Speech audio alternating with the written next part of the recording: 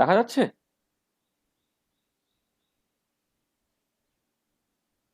দেখা যাচ্ছে তো?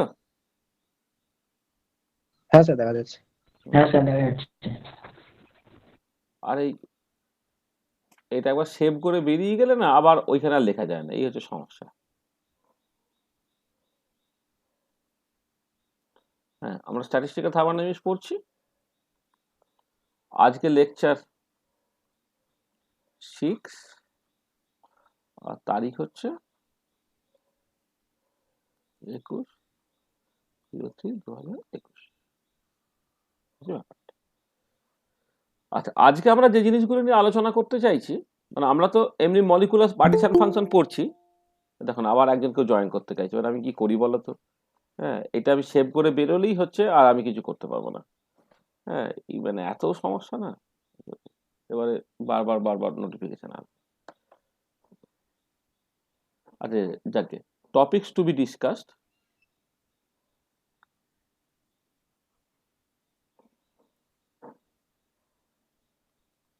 আমরা তো অ্যাকচুয়ালি মলিকুলার পার্টিশন ফাংশন পড়ছি।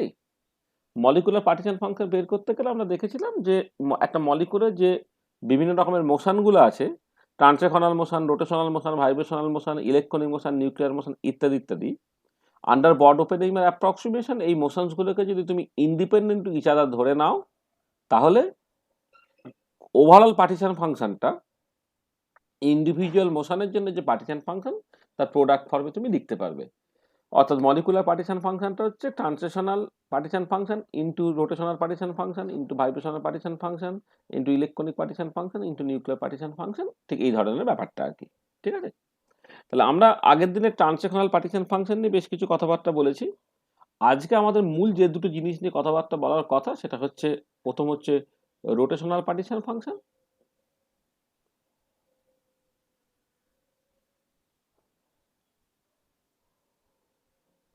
এইটা নিয়ে কথা বলবো প্রথমে। আর সেকেন্ড যে কথাটা বলবো সেটা হচ্ছে vibrational partition function. Rotational partition function, vibrational partition function, এই দুটো মেনলি আলোচনা করব, মানে এই দুটোই মেনলি করার কথা। আর তারপরে আমাদের দেখবো এরপরে ওই ইলেকট্রনিক আর যে নিউক্লিয়ার পার্টিশন ফাংশন, যে দুটো পার্ট আমি বলছি, এই দুটো পার্ট আমি আগেই আলোচনা করেছিলাম, যেগুলোতে তোমার কিছুই করতে হবে না। গ্রাউন্ড স্টেট ডিজেনারেসি আর গ্রাউন্ড স্টেট এনার্জি জানলে সেই ফার্স্ট টার্মটাই শুধুমাত্র থাকবে, বাকিগুলো আর কিছু থাকবে না। এই জন্য এই পরের বারগুলো লিখছি বটে, কিন্তু এগুলো অত সময় লাগবে না বা অত ইম্পর্টেন্টও কিছু নয় আর কি। হ্যাঁ, থার্মোডাইনামিক প্রপার্টি কন্ট্রোল করার জন্য ইলেকট্রনিক বা নিউক্লিয়ার পার্টিশন ফাংশনটা নো ইম্পর্টেন্ট, কারণ এক্ষেত্রে কোনো টেম্পারেচার ডিপেন্ডেন্স নেই আর কি। আচ্ছা চলো তাহলে প্রথম শুরু করা যাক রোটেশনাল পার্টিশন ফাংশন।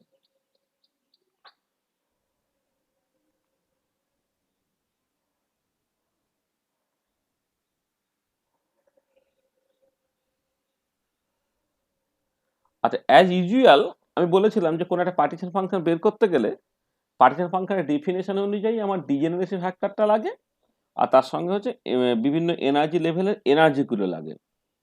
তার জন্য একটা মডেল সিস্টেম কনসিডার করতে হয়। আর এই পার্টিকুলার কেসে যে মডেল সিস্টেমটাকে কনসিডার করা হয়, মডেল সিস্টেম যেটা কনসিডার করা হবে সেটা হচ্ছে rigid rotor problem.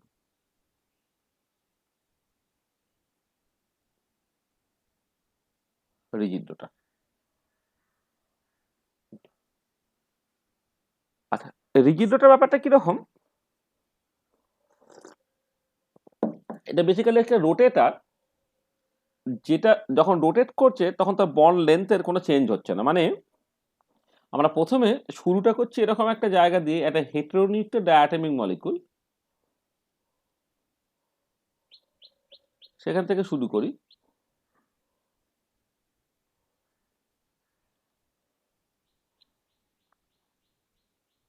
হেটেরোনিউক্লিয়ার diatomic molecule,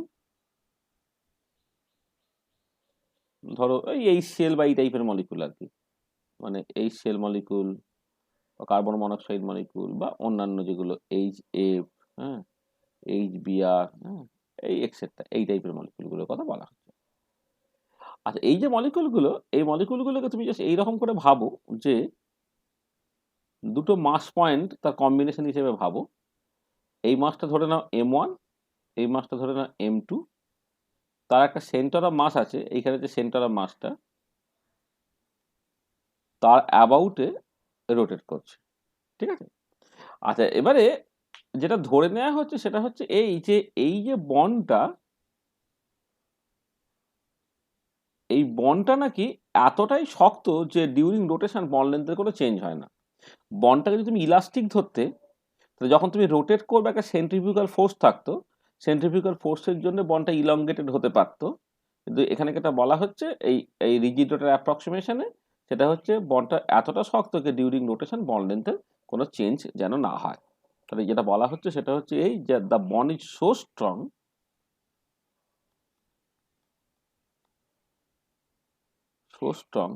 that during rotation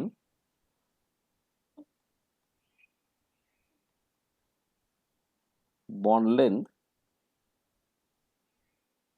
does not change at all. এটা এইটা হচ্ছে তোমার এই যে রিজিড রোটার অ্যাপ্রক্সিমেশন, যেটা সেই রিজিড রোটার অ্যাপ্রক্সিমেশন বলতে আমি অ্যাকচুয়ালি এটা বুঝছি যে বন্ডটা এতটাই শক্ত যে ডিউরিং রোটেশন বন্ড লেন্থের কোনো চেঞ্জ হচ্ছে না।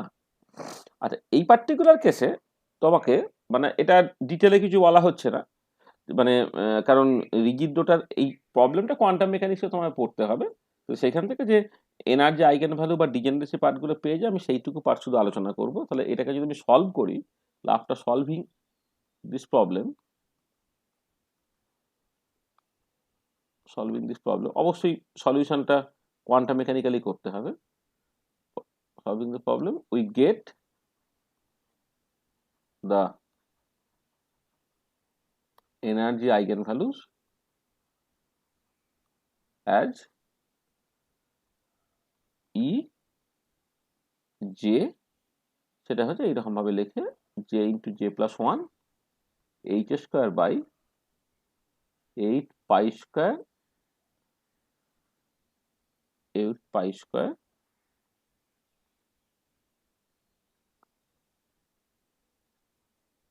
ইন্টু আই, আমি এইরকম ভাবে লিখছি 8 পাই স্কোয়ার ইন্টু আই, যেখানে আইটা সেইটাকে তুমি মানে আইটা মানে বেসিক্যালি এটা মোমেন্ট অফ ইনার্সিয়া আর কি,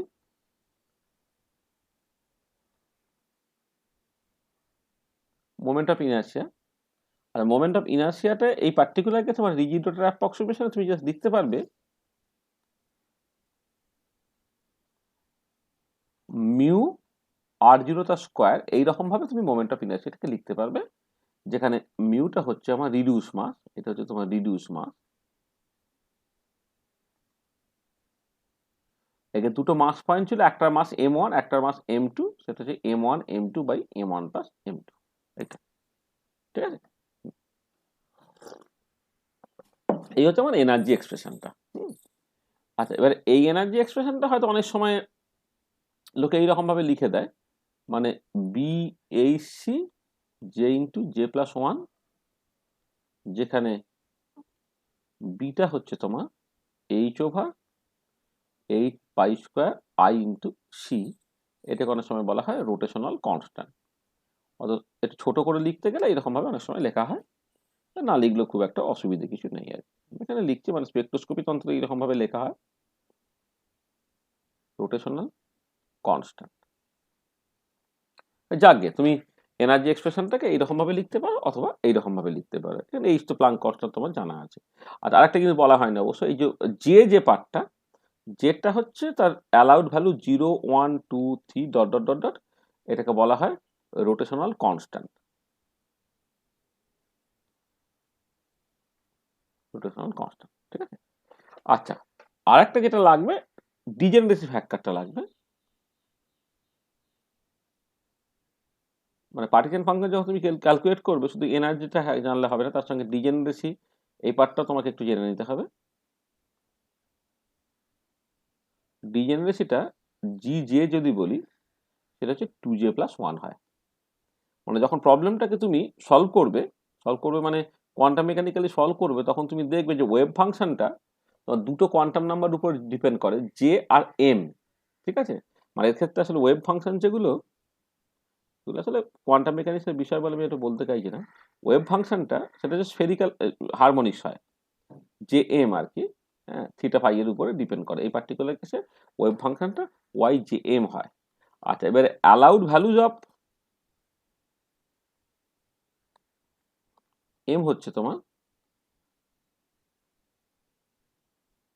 মানে আচ্ছা 0, ঠিক আছে, মানে এইভাবে লিখি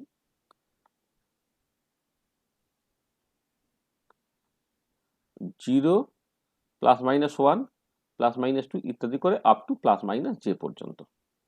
ঠিক আছে,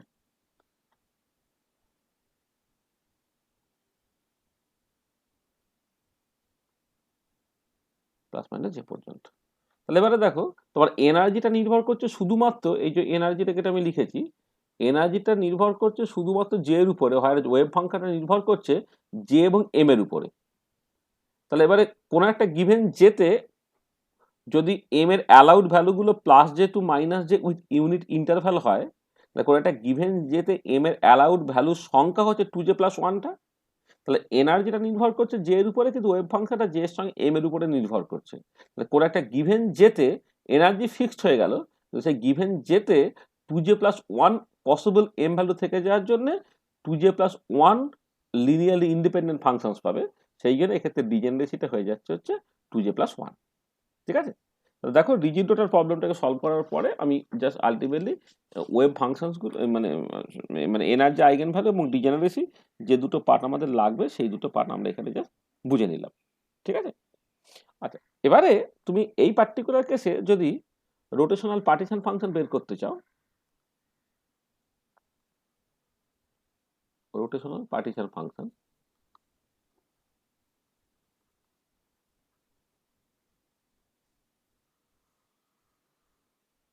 ধরো জেড রোটেশনাল, আমি এইভাবে লিখছি এইটা। তাহলে এমনিতে তো লেখা উচিত হচ্ছে যেভাবে লিখি summation over I epsilon I E to the power minus epsilon I by KT, oh sorry E to the power J I, G I এটা হবে।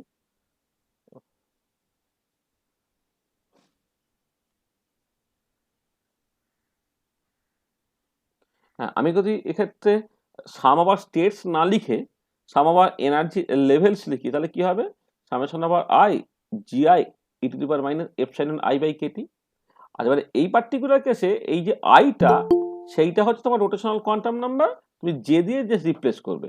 তার মানে আমাদের এই পার্টিকুলার কেসে এইটা ঠিক actually equivalent to summation over J, ডিজেনারেসিটা জে এর উপর ডিপেন্ড করছে, কিন্তু E to the power minus epsilon J by KT এইটা। ঠিক আছে, এবারে দেখো এইটা হচ্ছে সামেশন ওভার জে হলো জি, যেটা হচ্ছে 2j + 1, এইটা হচ্ছে e to the power minus. আচ্ছা এইটাকে পুরোটা তুমি ভেঙেও লিখতে পারো বা বি দিয়েও লিখতে পারো, যেটা খুশি আর কি।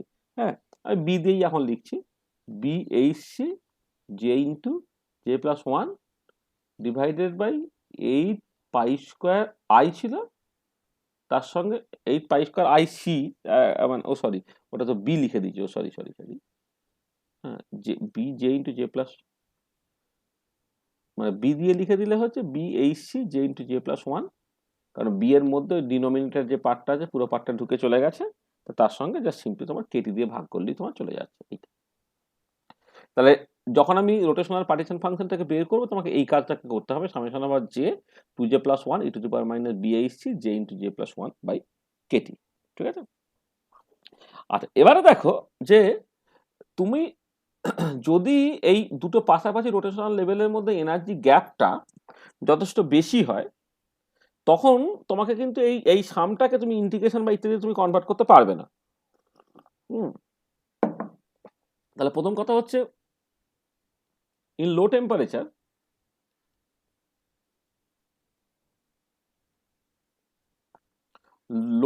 রিজিয়নে কি হয়, তোমার স্পেসিং বিটুইন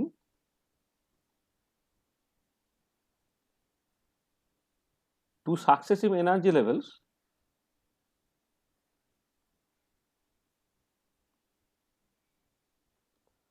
ডেল্টা ই, ধরো এইটা, এইটা হচ্ছে সরি গ্রেটার দেন, লো টেম্পারেচারে কেটিটা ছোট, তখন দুটো পাশাপাশি লেভেলের মধ্যে এনার্জি গ্যাপটা ধরো মাঝ গ্রেটার দেন কেটি, এরকম যদি সিচুয়েশন হয়, spacing between two successive energy লেভেলসটা মাঝ গ্রেটার দেন কেটি যখন হচ্ছে, দেন দেন তোমাকে কি করে লিখতে হবে, দেন রোটেশনাল পার্টিশন ফাংশনটা দেখো, তুমি এই জে এর ভ্যালুটা 0 থেকে শুরু, তো তার জে এর ভ্যালুতে প্রথমে তুমি 0 বসাও। 0 বসালে হচ্ছে এই যে পার্টটা, এই যে পার্টটা 0 হয়ে গেল, এটা 1 হয়ে গেল, এটা 1 হলো। আর এই পার্টটা দেখো, এইখানে জে এর ভ্যালু 0 বসালে ই টু দি পাওয়ার 0 মানে 1 জাস্ট থেকে যাচ্ছে।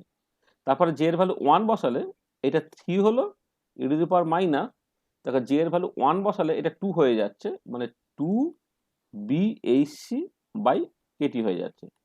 আচ্ছা, জে এর ভ্যালু 2 বসালে এটা 5 হয়ে গেল, ই to the power minus, J এর ভ্যালু এখানে 2 বসালে 3 দুগুণে 6 হয়ে যাচ্ছে, 6 বিএইচসি বাই কেটি হয়ে যাচ্ছে, plus dot dot dot dot এইরকম ভাবে।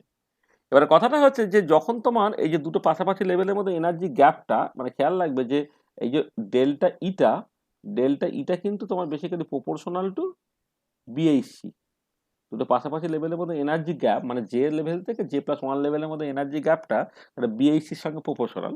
তাহলে তার মানে যেটা বলা হচ্ছে যে ডেল্টা ইটা, এটা যে মাঝ গ্রেটার দেন কেটি, এটা বেসিক্যালি মানে হচ্ছে তোমার বিএইচসিটা, এইটা মাঝ গ্রেটার দেন কেটি, ঠিক আছে। আচ্ছা, বিএইচসিটা যদি মাঝ গ্রেটার দেন কেটি হয়, তাহলে বিএইচসি বাই কেটি এই পার্টটা মাঝ গ্রেটার দেন 1। তাহলে এবারে দেখো, তাহলে এই যে বিএইচসি বাই কেটি তার সঙ্গে 2 গুণ আছে, বা বিএইচসি বাই কেটির সঙ্গে 6 গুণ আছে, ইত্যাদি ইত্যাদি। এবারে যদি এইটা খুব বড় হয়ে যায়, তাহলে ই টু দি পাওয়ার মাইনাস সাম বড় কোয়ান্টিটি, সেটাকে টেন্স টু 0, মানে সেটা কি হচ্ছে, আস্তে আস্তে টেন্স টু 0-র দিকে চলে যাবে। তার মানে এটা দাঁড়াচ্ছে যে যদি এক্সট্রিম সিচুয়েশনটা হয় যে টেম্পারেচারটা একদম এক্সট্রিমলি ছোট, যাতে করে হচ্ছে মানে এইটা তুমি জাস্ট এই বিআইসি বাই কেটিতে টেন্স টু ইনফিনিটি ভাবতে পারবে, তখন এটা জাস্ট 1 হয়ে যাবে। আদারওয়াইজ কি হবে, আদারওয়াইজ হচ্ছে এই যে টার্মগুলো আস্তে আস্তে আস্তে আস্তে ছোট হবে। মানে যদিও এই ডিজেনারেসি ফ্যাক্টরটা 1 থেকে 3, 3 থেকে 5 ইত্যাদি হচ্ছে, এগুলো বাড়ছে, কিন্তু এক্সপোনেনশিয়াল যে ডিকেইং পার্টটা ভীষণ কুইকলি ছোট হয়ে যাবে। হ্যাঁ, মানে আমি এরপরে পরের টার্মটা যখন করবো, এখানে 6 এর বদলে 12 আসবে, তারপর হচ্ছে 20 আসবে। হ্যাঁ, সেটা দেখবে আস্তে আস্তে খুব কুইকলি ছোট হয়ে যাবে। সেই জন্য এইখানে তুমি এই সিরিজটাকে কতগুলো ফাইনাইট টার্মের পরে কিন্তু ট্রাঙ্কেট করতে পারো, ঠিক আছে তো।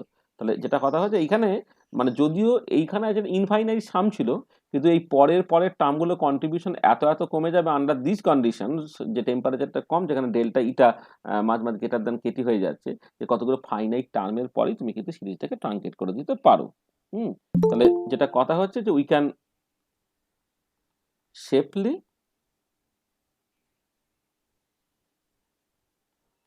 truncate this series, can safely truncate this series after certain terms. Truncate this series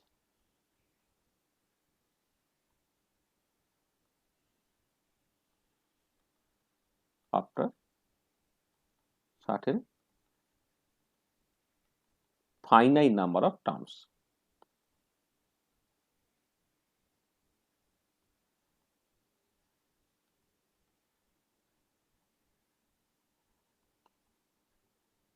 তাহলে প্রথমে দেখো যে লো টেম্পারেচার রিজিয়নে যখন তোমার দুটো পাশাপাশি লেভেলের মধ্যে এনার্জি গ্যাপটা কেটির তুলনায় বেশ বেশি, তখন এই এক্সপোনেনশিয়াল পার্টটা খুব কুইকলি ডিকে করছে।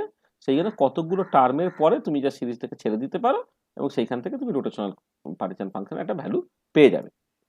আচ্ছা, এবারে যদি টেম্পারেচারটা বেশ বেশি হয়ে যায়, in the high temperature region কি হচ্ছে,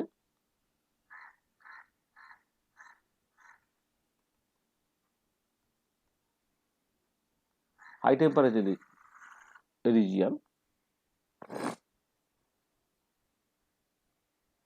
হ্যাঁ, কি হচ্ছে, তখন হচ্ছে যেটা দাঁড়াচ্ছে যে ডেল্টা ইটা, এইটা তোমার এই মাঝ লেস দেন কেটি, এরকম একটা সিচুয়েশন যখন হচ্ছে, তখন কি হচ্ছে দেখো, এইটা যখন হবে তখন এই যে রোটেশনাল পার্টিশন ফাংশনটা যেটা ছিল হচ্ছে তোমার সাম ওভার জে, যেটা 0 থেকে শুরু ইনফিনিটি পর্যন্ত, 2j plus 1 E to the power minus BHC J into J plus 1 by KT, এইটা এটা তো ডিসক্রিট সামেশন ছিল, এইটাকে তুমি অ্যাপ্রক্সিমেটলি ইন্টিগ্রেশনে কনভার্ট করতে পারবে। এই ইন্টিগ্রেশনে অ্যাপ্রক্সিমেটলি করলে এটা হবে ইন্টিগ্রাল 0 থেকে ইনফিনিটি। আমি তখন ডিসক্রিট ভেরিয়েবল যেটাকে কন্টিনিউয়াস ভেরিয়েবল এক্স এ কনভার্ট করছি, 2x প্লাস 1 হলো E to the power minus BHC X into X plus 1 divided by KT হয়ে যাবে, আর তার সঙ্গে অবশ্যই ডিএক্স হবে। তো এই সামটাকে তুমি জাস্ট ইন্টিগ্রেশনে কনভার্ট করে ফেলতে পারছো, হ্যাঁ, যখন এই দুটো পাশাপাশি লেভেলের মধ্যে এনার্জি গ্যাপটা মাঝ লেস দ্যান কেটি, অর্থাৎ তুমি অ্যাজিভ জানো এনার্জিটাকে থার্মাল এনার্জি রেসপেক্টে কন্টিনিউয়াস হিসেবে ট্যাকেল করছো। আচ্ছা, এবার এই ইন্টিগ্রেশনের ভ্যালুটা কি হবে বোঝার জন্য তুমি কি করবে, let BHC by KT X into X plus one, এইটাকে কিছু একটা ধরে নাও তোমার জেড বা কিছু একটা তুমি করছো। তাহলে এখান থেকে দেখো 2x plus one into dx, মানে এইটা করলে কত, x square plus x, derivative করলে 2x প্লাস ওয়ান ডিএক্স, সেটা হয়ে যাচ্ছে এই কেটি বাই বিএইচসি, এখানে আমি গুণ করে দিলাম ইন্টু ডিজেড এইটা। আর অবভিয়াসলি যেভাবে করা হয়েছে যে জেড এর ভ্যালু, এক্স এর ভ্যালু, সরি হ্যাঁ ঠিক আছে, এক্স এর ভ্যালু 0 হলে জেডটা তোমার 0 হয়ে যাবে অটোমেটিক্যালি, আর এক্স এর ভ্যালু ইনফিনিটি হলে জেডটা তোমার ইনফিনিটি হয়ে যাবে। তার মানে এই যে রোটেশনাল পার্টিশন ফাংশনটা তুমি এখন লিখতে পারছো ইন্টিগ্রাল 0 থেকে ইনফিনিটি তোমার E to the power minus Z, ও আবার জেড এর সঙ্গে গুলিয়ে যাবে না, সরি দাঁড়াও এক সেকেন্ড, এটা একটা মানে টি বা কিছু একটা লিখে রাখি, এটা টি, হ্যাঁ এটা, তাহলে এটা সরি, মানে পার্টিশন ফাংশনের জেড আর এই ভেরিয়েবল জেড সে দুটো গুলিয়ে যাবে। আমি এবার ক্যাপিটাল জেড আর স্মল জেড দুটোকে তফাৎ করতে পারি না। আমি ক্যাপিটাল জেড হলে বড় করে লিখে দিই আর স্মল জেড হলে ছোট করে লিখে দিই। হ্যাঁ, তাহলে ইন্টিগ্রাল 0 থেকে infinity E to the power minus T হলো, এই যে পার্টটা ই টু দি পাওয়ার মাইনাস টি হয়ে যাচ্ছে, আর 2x প্লাস ওয়ান কেটি, এই যে 2x প্লাস ওয়ান ডিএক্স, সেটা হয়ে যাচ্ছে K capital T by BHC into DT, এরকম ভাবে তোমায় লিখতে হবে এটা, ঠিক আছে? এটা হলো, তাহলে কি দাঁড়াচ্ছে এটা, কেটি বাই বিএইচসি আর integral E to the power minus T DT, তার মানে minus E to the power minus T, মানে ইন্টিগ্রেট করলে কি হবে, E to the power minus T DT, এটা ইন্টিগ্রেট করলে minus E to the power minus T, 0 থেকে infinity তুমি বসিয়ে দাও, তাহলে সেটা হবে কত, 1 অ্যান্সার দেবে, কারণ প্রথম যখন ইনফিনিটি বসাবে সেটা 0 দিয়ে দেবে, আর 0 বসালে হচ্ছে সেটা 1 দিয়ে দেবে, 1 অ্যান্সার দেবে। তাহলে এটা কেটি বাই বিএইচসি, এইটা হয়ে গেল তোমার রোটেশনাল পার্টিশন ফাংশনের ভ্যালুটা, এটা। বা তুমি যদি বি এর এক্সপ্রেশন থেকে লিখে দাও, বি এর এক্সপ্রেশনটা লিখলে সেটা হয়ে যাচ্ছে কেটি বাই এইচসি যেমন আছে, আর বিটা কত হচ্ছে, বিটা হচ্ছে H by 8 pi square I into C, এটা ছিল, সিসি কেটে চলে যাচ্ছে, তাহলে কত হচ্ছে 8 pi square I KT by হচ্ছে তোমার এইচ স্কোয়ার। তাহলে কি হলো, তাহলে যেটা দাঁড়ালো যে for heteronuclear diatomic molecule,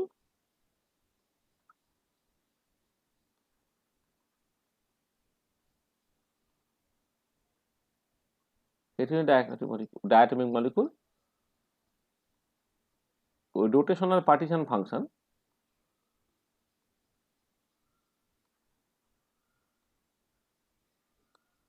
is given by j rotational equal to 8 pi square I kt pi h square।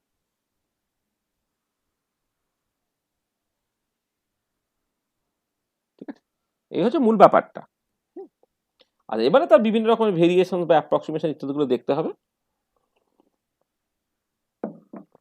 আচ্ছা, প্রথম কথা হচ্ছে যে যদি আমি হেটেরোনিউক্লিয়ারের বদলে আমি হোমোনিউক্লিয়ার ডায়াটমিক মলিকুল করি, মানে এটা যদি আমি হঠাৎ করে হেটেরোনিউক্লিয়ার থেকে হোমোনিউক্লিয়ার ডায়াটমিক মলিকুল করি,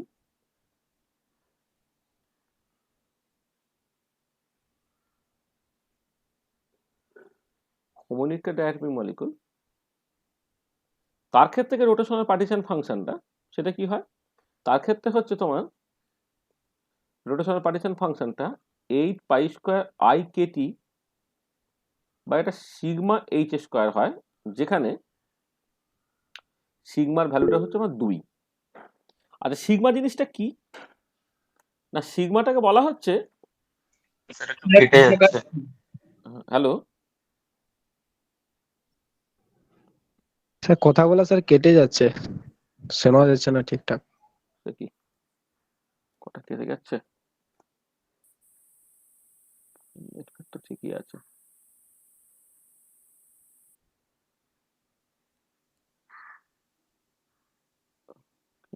নেটওয়ার্ক তো ঠিকই দেখছি।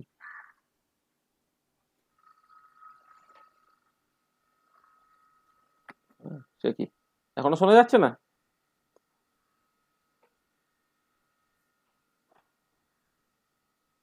কাটছে স্যার। নেটওয়ার্ক তো ঠিকই আছে দেখছি, কি জানি কি অসুবিধা হচ্ছে।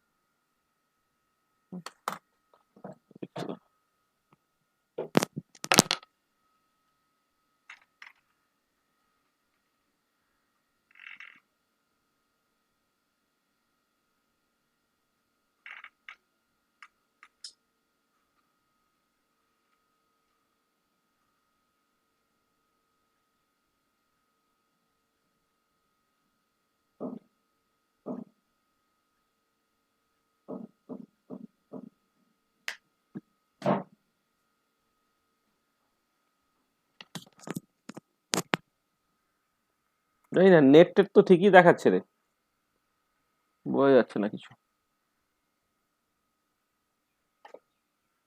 মানে এখনো কথা শোনা যাচ্ছে না?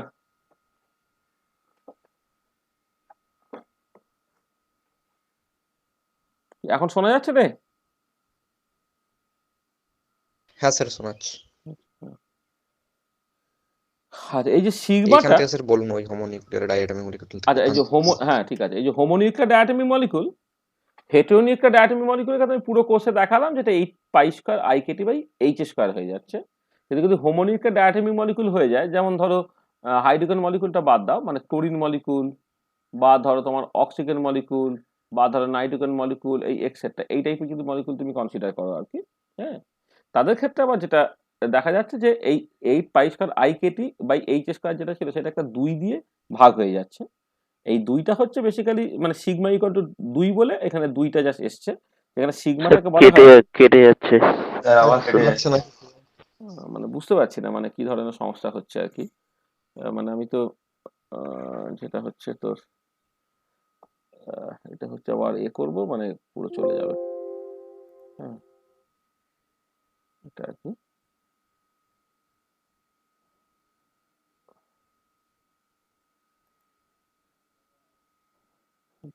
সবই তো ঠিক ঠিক আছে দেখছি, বুঝতে পারছি না কি ব্যাপারটা। কানেক্টেড কানেক্টেড তো দেখাচ্ছে।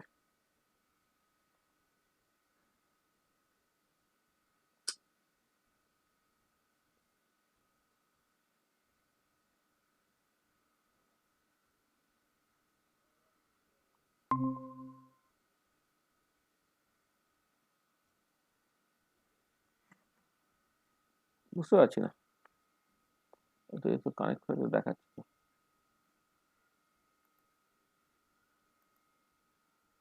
স্যার শুনতে পাচ্ছি না কিছু। হ্যাঁ বুঝতে পারছি, কিন্তু কি অসুবিধা হচ্ছে আমি কিছু বুঝতে পারছি না। আচ্ছা দাঁড়া তো, দেখ এখন শোনা যাচ্ছে? স্যার স্ক্রিনটা ব্ল্যাক আসছে। মানে নেটের মানে কিছু একটা স্লো বা কিছু একটা হয়ে যাওয়ার জন্য ব্ল্যাক দেখাচ্ছে হয়তো। হ্যাঁ, মানে জানি না, মানে এটা তো এমনিতে ঠিকই আপনার আছে। কথাবার্তা স্যার রোবট হ্যাঁ মতো আসছে। হ্যাঁ, মানে সেটাই তো, সেটা কেন বুঝতে পারছি না, কোথাও মানে শোনা নেট টেট তো মোটামুটি দেখছি ঠিকই আছে। হ্যাঁ, নেট তো ঠিকই আছে দেখছি। জানি না কি অসুবিধা হচ্ছে, মানে ইন্টারনেটের কিছু অসুবিধা আছে তো, কানেক্টেড টানেক্টেড সবই দেখাচ্ছে।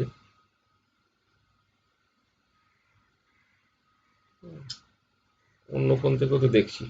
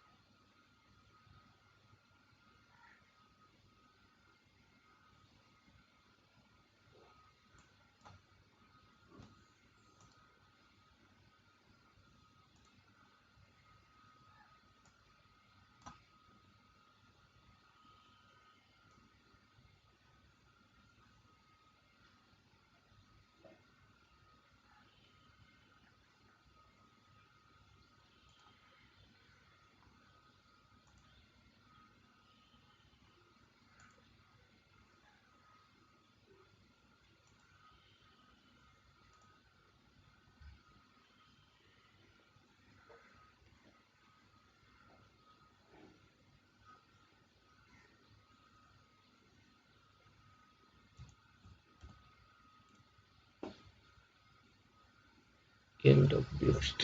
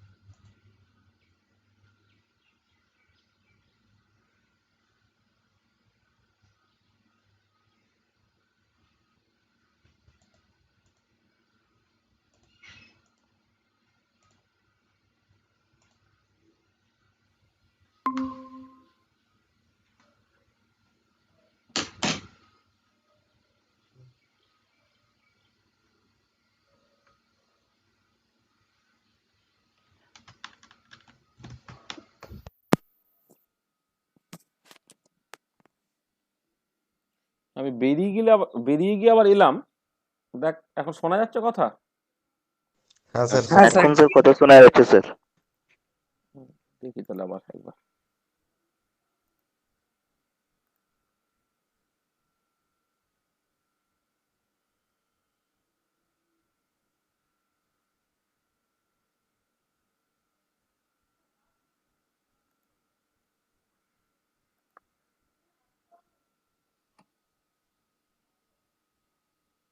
হুম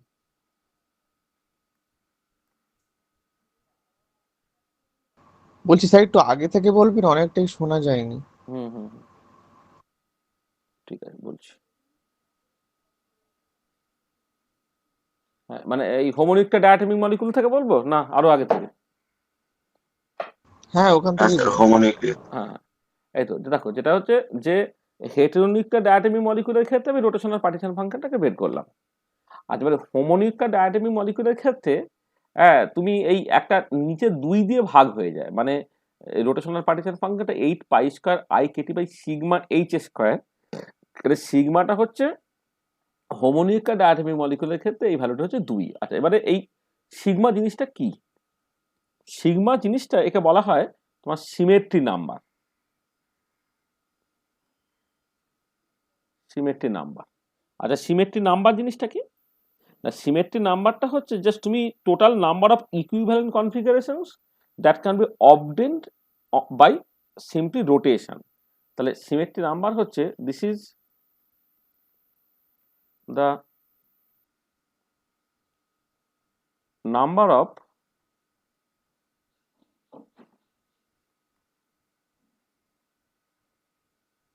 equivalent configurations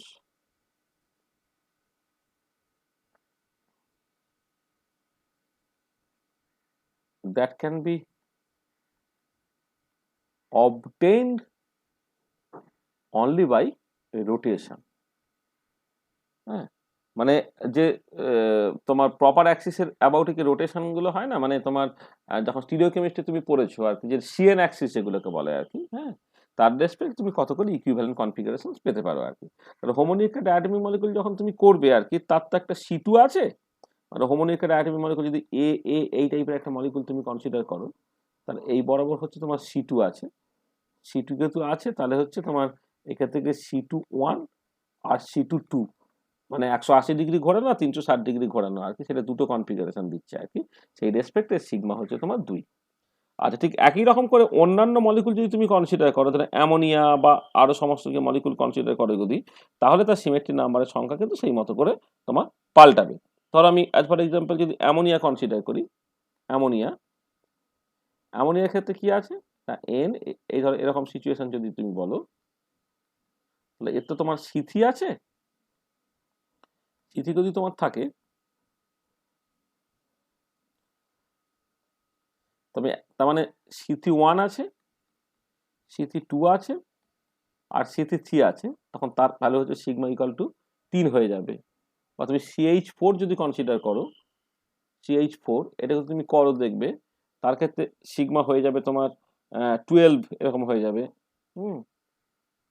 বা SF6 যদি তুমি কনসিডার করো, তার সিগমা হচ্ছে তোমার 16 হয়ে যায়, 16 না 24 হয়ে যায়, সিগমাটা হচ্ছে 24 হয়ে যায়, এক্সেট্রা। এই সিমেট্রি নাম্বার, এটা স্টিরিওকেমিস্ট্রিতে খুব একটা ইম্পর্টেন্ট কনসেপ্ট, এটা একটুখানি পড়ে নিতে পারে। বেনজিন যদি কনসিডার করি, বেনজিন তার সিগমার ভ্যালুটা হচ্ছে তোমার 12 হয়।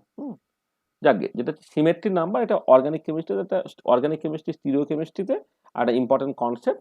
সেখান থেকে দেখবে যে বাই সিম্পলি রোটেশন তুমি কতগুলো ইকুইভ্যালেন্ট কনফিগারেশন পেতে পারছো, সেই সংখ্যাটাই হচ্ছে তোমার সিমেট্রি নাম্বার। যেটা হেটেরোনিউক্লিয়ার ডায়াটমিক মলিকুলের ক্ষেত্রে সার্টেনলি 1, হোমোনিউক্লিয়ার ডায়াটমিক মলিকুলের ক্ষেত্রে 2, তারপরে তুমি ধরো যখন কনসিডার ওয়াটার মলিকুল যখন কনসিডার করবে তার ক্ষেত্রেও 2 হবে। হ্যাঁ, তারপরে অ্যামোনিয়ার জন্য হচ্ছে তোমার 3 হয়ে যাচ্ছে, মিথেনের জন্য 12 হয়ে যাচ্ছে, বেঞ্জিনের জন্য 12 হয়, SF6 এর ক্ষেত্রে হচ্ছে মানে অক্টাহেড্রাল সিমেট্রি যেখানে আছে আর কি, সে 24 হয়, ইত্যাদি ইত্যাদি। তার মানে তুমি যখন এই পার্টিশন ফাংশন লিখবে তখন কিন্তু এই করসপন্ডিং সিমেট্রি নাম্বারটা দিয়ে তোমাকে ভাগ করতে হবে, সেটা একটা জায়গা। আচ্ছা, শুধু তাই না, তার সঙ্গে আরেকটা যেটা কথা সেটা হচ্ছে এই যে যদি তুমি এই পলিঅ্যাটমিক মলিকুল একটা কনসিডার করো, মানে আমি ডায়াটমিক মলিকুল একবার হেটেরোনিউক্লিয়ার বললাম, একটা হোমোনিউক্লিয়ার বললাম, এবারে যদি তুমি একটা পলিঅ্যাটমিক মলিকুল কনসিডার করো। আচ্ছা, পলিঅ্যাটমিক মলিকুলের ক্ষেত্রে একটা ব্যাপার আছে যেটা আমি ওই যখন রোটেশনাল স্পেকট্রোস্কোপি পড়াবো তখন ভালো করে তোমাদের বলবো। সেটা হচ্ছে যে যে তোমার এই যে মোমেন্ট অফ ইনার্সিয়া যেটা আমি লিখেছিলাম না আই, সেই মোমেন্ট অফ ইনার্সিয়াটা কিন্তু তোমার কোন অ্যাক্সিসের অ্যাবাউটে রোটেট করছে তার উপরে নির্ভর করে। তাহলে জেনারেলি হচ্ছে যে যেটা মোমেন্ট অফ ইনার্সিয়া,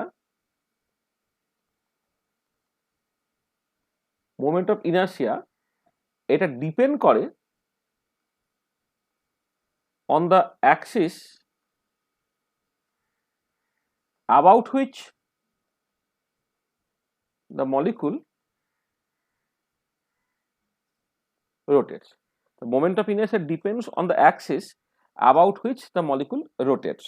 ঠিক আছে, মানে কারণটা হচ্ছে ধরো তুমি যখন একটা অ্যাক্সিস কনসিডার করছো যে অ্যাক্সিসের অ্যাবাউটে রোটেট করছে, আর এই একটা ধরো মাস পয়েন্ট আছে, এই যে দূরত্বগুলো প্রত্যেকটা পয়েন্টে এই যে দূরত্বগুলো, সেই যে দূরত্বগুলো সেইগুলো সার্টেনলি কি এটা R1 R2 R3 করে মোমেন্ট অফ ইনার্সিয়া তো আলটিমেটলি হচ্ছে summation over I MI RI square. তাহলে মাস পয়েন্টগুলো সার্টেনলি বডিটার উপরে নির্ভর করছে, কিন্তু এটা ইম্পর্টেন্ট পয়েন্ট যে এই যে অ্যাক্সিসের অ্যাবাউটে রোটেট করতে তার সঙ্গে ডিস্টেন্সটাও তো খুব ইম্পর্টেন্ট, পারপেন্ডিকুলার ডিস্টেন্সটা।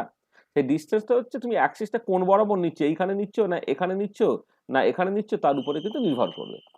আর এবারে তোমার 3টে ইন্ডিপেন্ডেন্ট অ্যাক্সিস কনসিডার করা হয়, 3টে ইন্ডিপেন্ডেন্ট অ্যাক্সিস বরাবর তোমার রোটেশনাল 3টে ইন্ডিপেন্ডেন্ট অ্যাক্সিস বরাবর 3টে different moment of inertia just তোমায় ভাবতে হয় আর কি। তাহলে দেয়ার আর 3 independent axis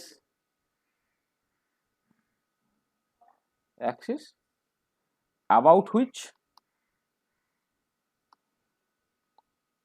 the molecule can rotate. ঠিক আছে, এবার let there A axis, A, B and C axis। ঠিক আছে, এইটা। আচ্ছা, সেই জন্য there are 3 moment of inertia। একটাকে বলছি IA, একটাকে বলছি IB, আর আরেকটাকে বলছি তোমার IC। তাহলে 3টে ইন্ডিপেন্ডেন্ট অ্যাক্সিস আছে যার অ্যাবাউটে মলিকুল রোটেট করতে পারে, সেই জন্য হচ্ছে তোমার 3টে মোমেন্ট অফ ইনার্সিয়া আছে, আর তার সঙ্গে মানে তার কনসিকুয়েন্স হিসেবে দেয়ার আর 3 রোটেশনাল কনস্ট্যান্ট। 3টে রোটেশনাল কনস্ট্যান্টের কথা আমি ভাববো আর কি। একটাকে জাস্ট শুধু এ বলা হয়, এই কোন অ্যাক্সিসের অ্যাবাউটে রোটেট করছে সেই মতো করে আর কি। সেটা হচ্ছে এই যে আমি যেটা লিখেছিলাম HC বাই 8 পাই সরি তোমার h by 8 pi square I C, h by 8 pi square I C, এইটা তো ছিল তোমার রোটেশনাল কনস্ট্যান্ট, এখানে আই এ হয়ে গেলে h by 8 pi square I গেসি, সেটা হচ্ছে এ। আর একটা রোটেশনাল কনস্ট্যান্ট বি হচ্ছে H by 8 pi square I B into C, আর একটা রোটেশনাল কনস্ট্যান্ট সি হচ্ছে h over 8 pi square I C into C. তাহলে এই যে পার্টটা, এই পার্টটা আমরা যখন রোটেশনাল স্পেকট্রোস্কোপি পড়বো তখন খুব ডিটেলে আলোচনা করব, যেটা পলিঅ্যাটমিক মলিকুলের ক্ষেত্রে ইউজুয়ালি 3টে ইন্ডিপেন্ডেন্ট অ্যাক্সিস তুমি কনসিডার করতে পারো, যে অ্যাক্সিসের অ্যাবাউটে মলিকুলটা রোটেট করতে পারে। ধরে নাও সেই অ্যাক্সিসগুলো যথাক্রমে এ, বি এবং সি অ্যাক্সিস, এবং এই 3টে অ্যাক্সিস বার রোটেট করার জন্য তাদের মোমেন্ট অফ ইনার্সিয়াগুলো যথাক্রমে হচ্ছে I A, I B, I C. আর এখানে এই এ অ্যাক্সিসটা ইউজুয়ালি হচ্ছে যেটা principal axis of the principal symmetry axis of the molecule, সেটা ধরে নেওয়া হয়। বি আর সি তারা mutually perpendicular and perpendicular to A axis ধরে নেওয়া হয়, এবং সেই মতো করে মলিকুলগুলোকে বিভিন্ন রকমভাবে ভাগও করা যায়, linear top, symmetric top, asymmetric top, spherical top ইত্যাদি ইত্যাদি আর কি। সেগুলো পরে ডিটেলে আলোচনা করার জায়গা থাকবে আর কি, আমরা সেগুলো এখন করছি না। যেটা কথা সেটা হচ্ছে যে 3টে ইন্ডিপেন্ডেন্ট অ্যাক্সিস তুমি কনসিডার করতে পারো, এবং 3টে ইন্ডিপেন্ডেন্ট অ্যাক্সিস বরাবর রোটেশনের জন্য 3টে ডিফারেন্ট মোমেন্ট অফ ইনার্সিয়া থাকতে পারে, এবং 3টে ডিফারেন্ট মোমেন্ট অফ ইনার্সিয়া থাকবে, তার মতো করে 3টে ডিফারেন্ট রোটেশনাল কনস্ট্যান্ট থাকতে পারে। ঠিক আছে, এবং বেশ একটা কমপ্লিকেটেড ক্যালকুলেশনস আছে, হ্যাঁ, সেইটা এখন তুমি বুঝতেও পারবে না, আমি বলছিও না। সেটা হচ্ছে কি, যদি এই ধরনের মলিকুল হয় আর কি, যে যদি মানে ইন জেনারেল যদি এমন হয়ে যায়, ইন জেনারেল যদি I A not equal to I B not equal to I C হয়, দেন তুমি রোটেশনাল পার্টিশন ফাংশনটাকে লিখতে পারো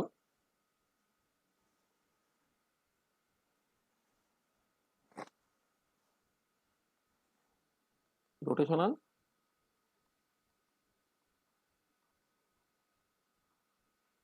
পার্টিশন ফাংশন, সেটাকে তুমি লিখতে পারো এইরকম ভাবে, এই যে জিনিসটা সেটা হচ্ছে একটা root over pi by sigma একটা ফ্যাক্টর জাস্ট তোমার প্রথমে রয়ে যাবে, তারপরে হচ্ছে প্রত্যেকটার গুণফল 8 pi square I A KT by H square to the power half 8 pi square I B KT by H square to the power half, আর 8 pi square I C KT by H square to the power half. এটা ঠিক আছে। তাহলে actually পলিঅ্যাটমিক molecule যদি হয় এবং যদি I এর not equal to I B not equal to I C হয়, তখন কিন্তু রোটেশনাল পার্টিশন ফাংশনটা তোমাকে জাস্ট এইরকম ভাবে লিখতে হবে, রুট পাই বাই সিগমা একটা ফ্যাক্টর তোমার চলে আসবে, তার সঙ্গে এই পার্টগুলো থেকে যাবে। তাহলে এইটা কিন্তু তোমাকে একটু মেমোরাইজ করে নিতে হবে, যে তোমার হেটেরোনিক ডায়াটমিক মলিকুল সেইটা নিয়ে আমাদের মেনলি আলোচনাটা হয়, তার জন্য আমি পার্টিশন ফাংশন ডিরাইভ করলাম। হোমোনিক ডায়াটমিক মলিকুল হলে সিমেট্রি নাম্বার দিয়ে ভাগ হয়ে যাবে, অর্থাৎ 2 দিয়ে ভাগ হয়ে গেল। আর যখন তোমার পলিঅ্যাটমিক মলিকুল হয়ে যাবে, যেখানে I A, I B, I C অর্থাৎ 3টে যে ইন্ডিপেন্ডেন্ট অ্যাক্সিস আমি কনসিডার করছি, 3টে ইন্ডিপেন্ডেন্ট অ্যাক্সিস বরাবর রোটেশনের জন্য যদি মোমেন্ট অফ ইনার্সিয়া এগুলো তোমার আলাদা আলাদা হয়ে যায় আর কি, তখন তোমার রোটেশনাল পার্টিশন ফাংশনটাকে তোমাকে এই এক্সপ্রেশন দিয়ে মাথায় রাখতে হবে। আচ্ছা, এবারে দেখো আর একটা স্পেশাল কেস আমি একটুখানি বলি, সেটা হচ্ছে যে এই হাইড্রোজেন মলিকুলের কেসটা না একদম আলাদা, এটা একটু খেয়াল রাখতে হবে। যে হাইড্রোজেন মলিকুল, আর হাইড্রোজেন মলিকুলের ক্ষেত্রে এইটা ওই আমি কোয়ান্টাম মেকানিক্সে যখন ক্লাস করেছিলাম তখন হচ্ছে এই একটা symmetric wave function, anti symmetric wave function, হেরাতালা এইসব কথাবার্তাগুলো হয়েছিল, সেগুলো একটুখানি মাথায় রাখতে হবে। যেটা কথা হচ্ছে যে যে কোন একটা ইলেকট্রনিক সিস্টেমের জন্য বা ফেরমিওনিক সিস্টেমের জন্য ওভারঅল ওয়েভ ফাংশনটা যে অ্যান্টিসিমেট্রিক হতে হবে। তার মানে যেটা কথা হচ্ছে যে এই for hydrogen molecule overall wave function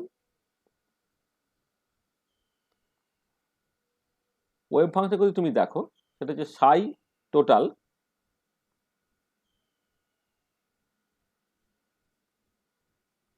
overall wave function, যেটা মানে সাই টোটাল,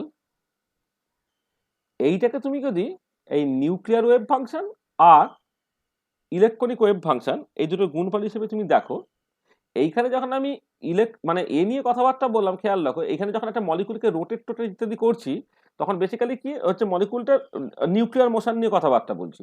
হ্যাঁ, আর এইখানে হচ্ছে তোমার বেসিক্যালি ইলেকট্রনিক মোশন নিয়ে, মানে ইলেকট্রনিক মোশন আমি পরে আলোচনা করব জিনিসটা কি হচ্ছে আর কি। আর এমনিতে আমি আরেকটুখানি সহজ করে দিই, তুমি এইভাবে ব্যাপারটাকে ভাবো যে মানে তোমার যখন মলিকুল রোটেট করে, মানে হাইড্রোজেন মলিকুলের ক্ষেত্রে যখন তুমি রোটেশনটাকে দেখছো, সেই রোটেশনটা কিন্তু দু রকমের হতে পারে। নিউক্লিয়াসের একটা রোটেশন হতে পারে, মানে নিউক্লিয়াস ইটসেলফ আর কি, মানে হাইড্রোজেন মলিকুল মানে তো এই একটা অ্যাটম আছে আর এই একটা অ্যাটম আছে, এই যে এটা নিউক্লিয়াস আছে, আর ওভারঅল মলিকুলটা রোটেট করছে সেই ব্যাপারটাও আছে আর কি। তার মানে আমি এখানে রোটেশনটা দু রকমের রোটেশন কনসিডার করব, একটা নিউক্লিয়াসের রোটেশন, মানে নিউক্লিয়াস ইটসেলফ তার মেন অ্যাক্সিস যেটা, সেই অ্যাক্সিসের অ্যাবাউট রোটেশন, এটাকে কনসিডার করব।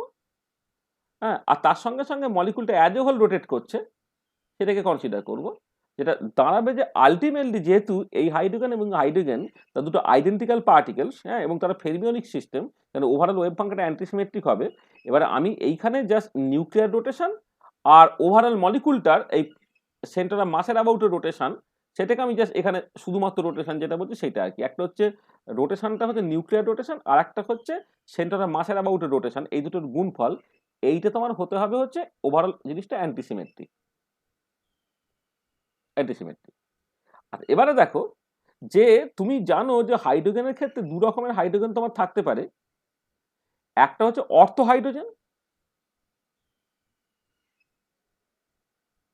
অর্থো হাইড্রোজেনের ক্ষেত্রে তুমি জানো যে নিউক্লিয়ার স্পিনটা একই দিকে রোটেট করছে। আর একটা তোমার প্যারা হাইড্রোজেন,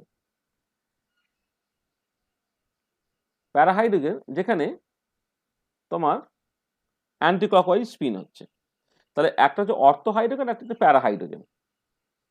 অর্থো হাইড্রোজেনের ক্ষেত্রে নিউক্লিয়াসটা একই দিকে তার স্পিন হয়, আর প্যারা হাইড্রোজেনের ক্ষেত্রে নিউক্লিয়ার স্পিনটা হচ্ছে তোমার তোমার ওই অ্যান্টি প্যারালাল হতে পারে।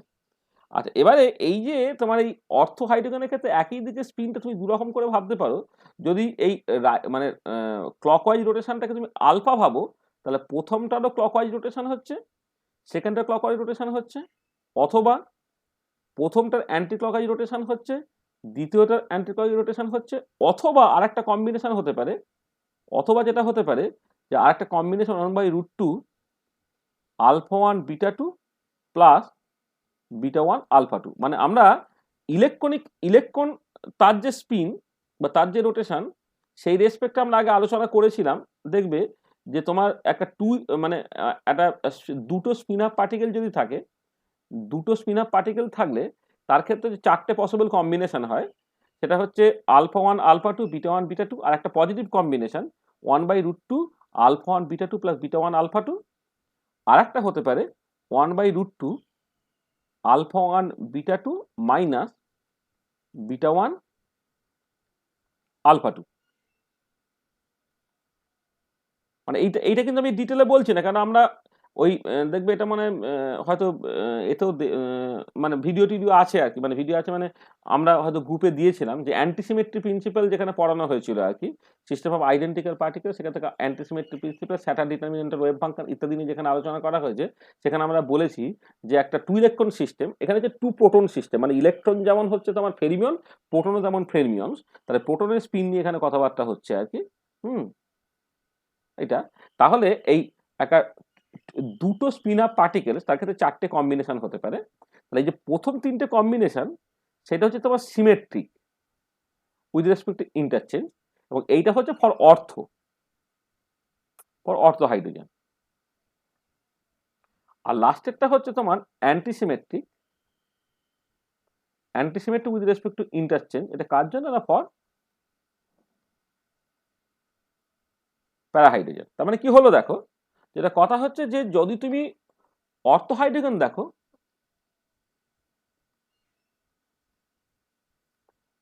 অর্থো হাইড্রোজেনের জন্য যেহেতু নিউক্লিয়ার রোটেশনের জন্য ওয়েভ ফাংশনটা তোমার অলরেডি সিমেট্রিক হলো, তাহলে রোটেশনের জন্য ওয়েভ ফাংশনটা তোমার হতে হবে অ্যান্টিসিমেট্রিক। আর এই যে অ্যান্টিসিমেট্রিক জিনিসটা, সেটা হচ্ছে তুমি যদি স্ফেরিক্যাল হারমোনিক্সের নেচারটাকে দেখো, তখন হচ্ছে এই অ্যান্টিসিমেট্রিক কখন হয় না, যখন অ্যালাউড ভ্যালুজ অফ জে সেটা তোমার 1, 3, 5, 7 এইগুলো যখন হবে, তখন কিন্তু তোমার ওই করসপন্ডিং রোটেশনাল ওয়েভ ফাংশনটা হচ্ছে অ্যান্টিসিমেট্রিক হবে। আর ফর প্যারাহাইড্রোজেনের জন্য কি হয়েছে না, নিউক্লিয়ার ওয়েভ ফাংশনটা তোমার অ্যান্টিসিমেট্রিক হয়ে গেছে। তখন রোটেশনাল ওয়েভ ফাংশনটা সিমেট্রিক হবে। সিমেট্রিক এইটা মানে হচ্ছে অ্যালাউড ভ্যালুজ অফ জে, সেটা হচ্ছে 0, 2, 4, 6 ইত্যাদি হবে।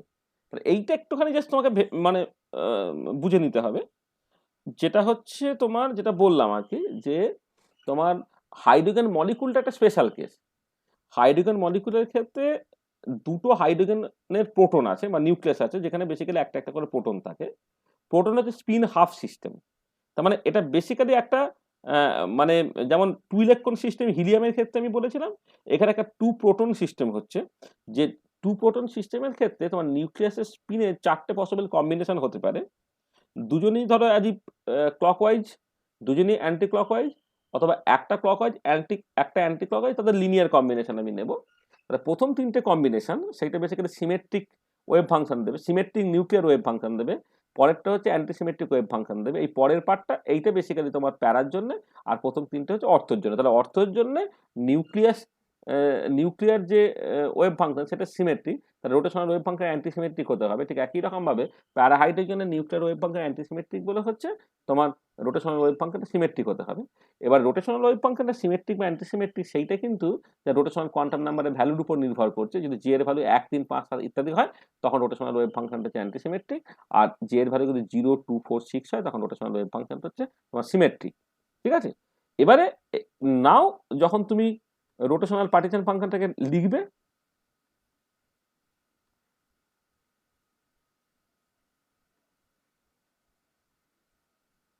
রোটেশনাল পার্টিশন ফাংশন যখন আমি লিখবো সেইটা হচ্ছে অর্থের জন্য আলাদা করে লিখতে হবে, প্যারার জন্য আলাদা করে লিখতে হবে। দেখো তুমি যদি অর্থ হাইড্রোজেনের জন্য লেখো তাহলে জে এর পসিবল ভ্যালুগুলো 1, 3, 5 এই রেস্ট্রিক্টেড সাম তোমাকে নিতে হবে।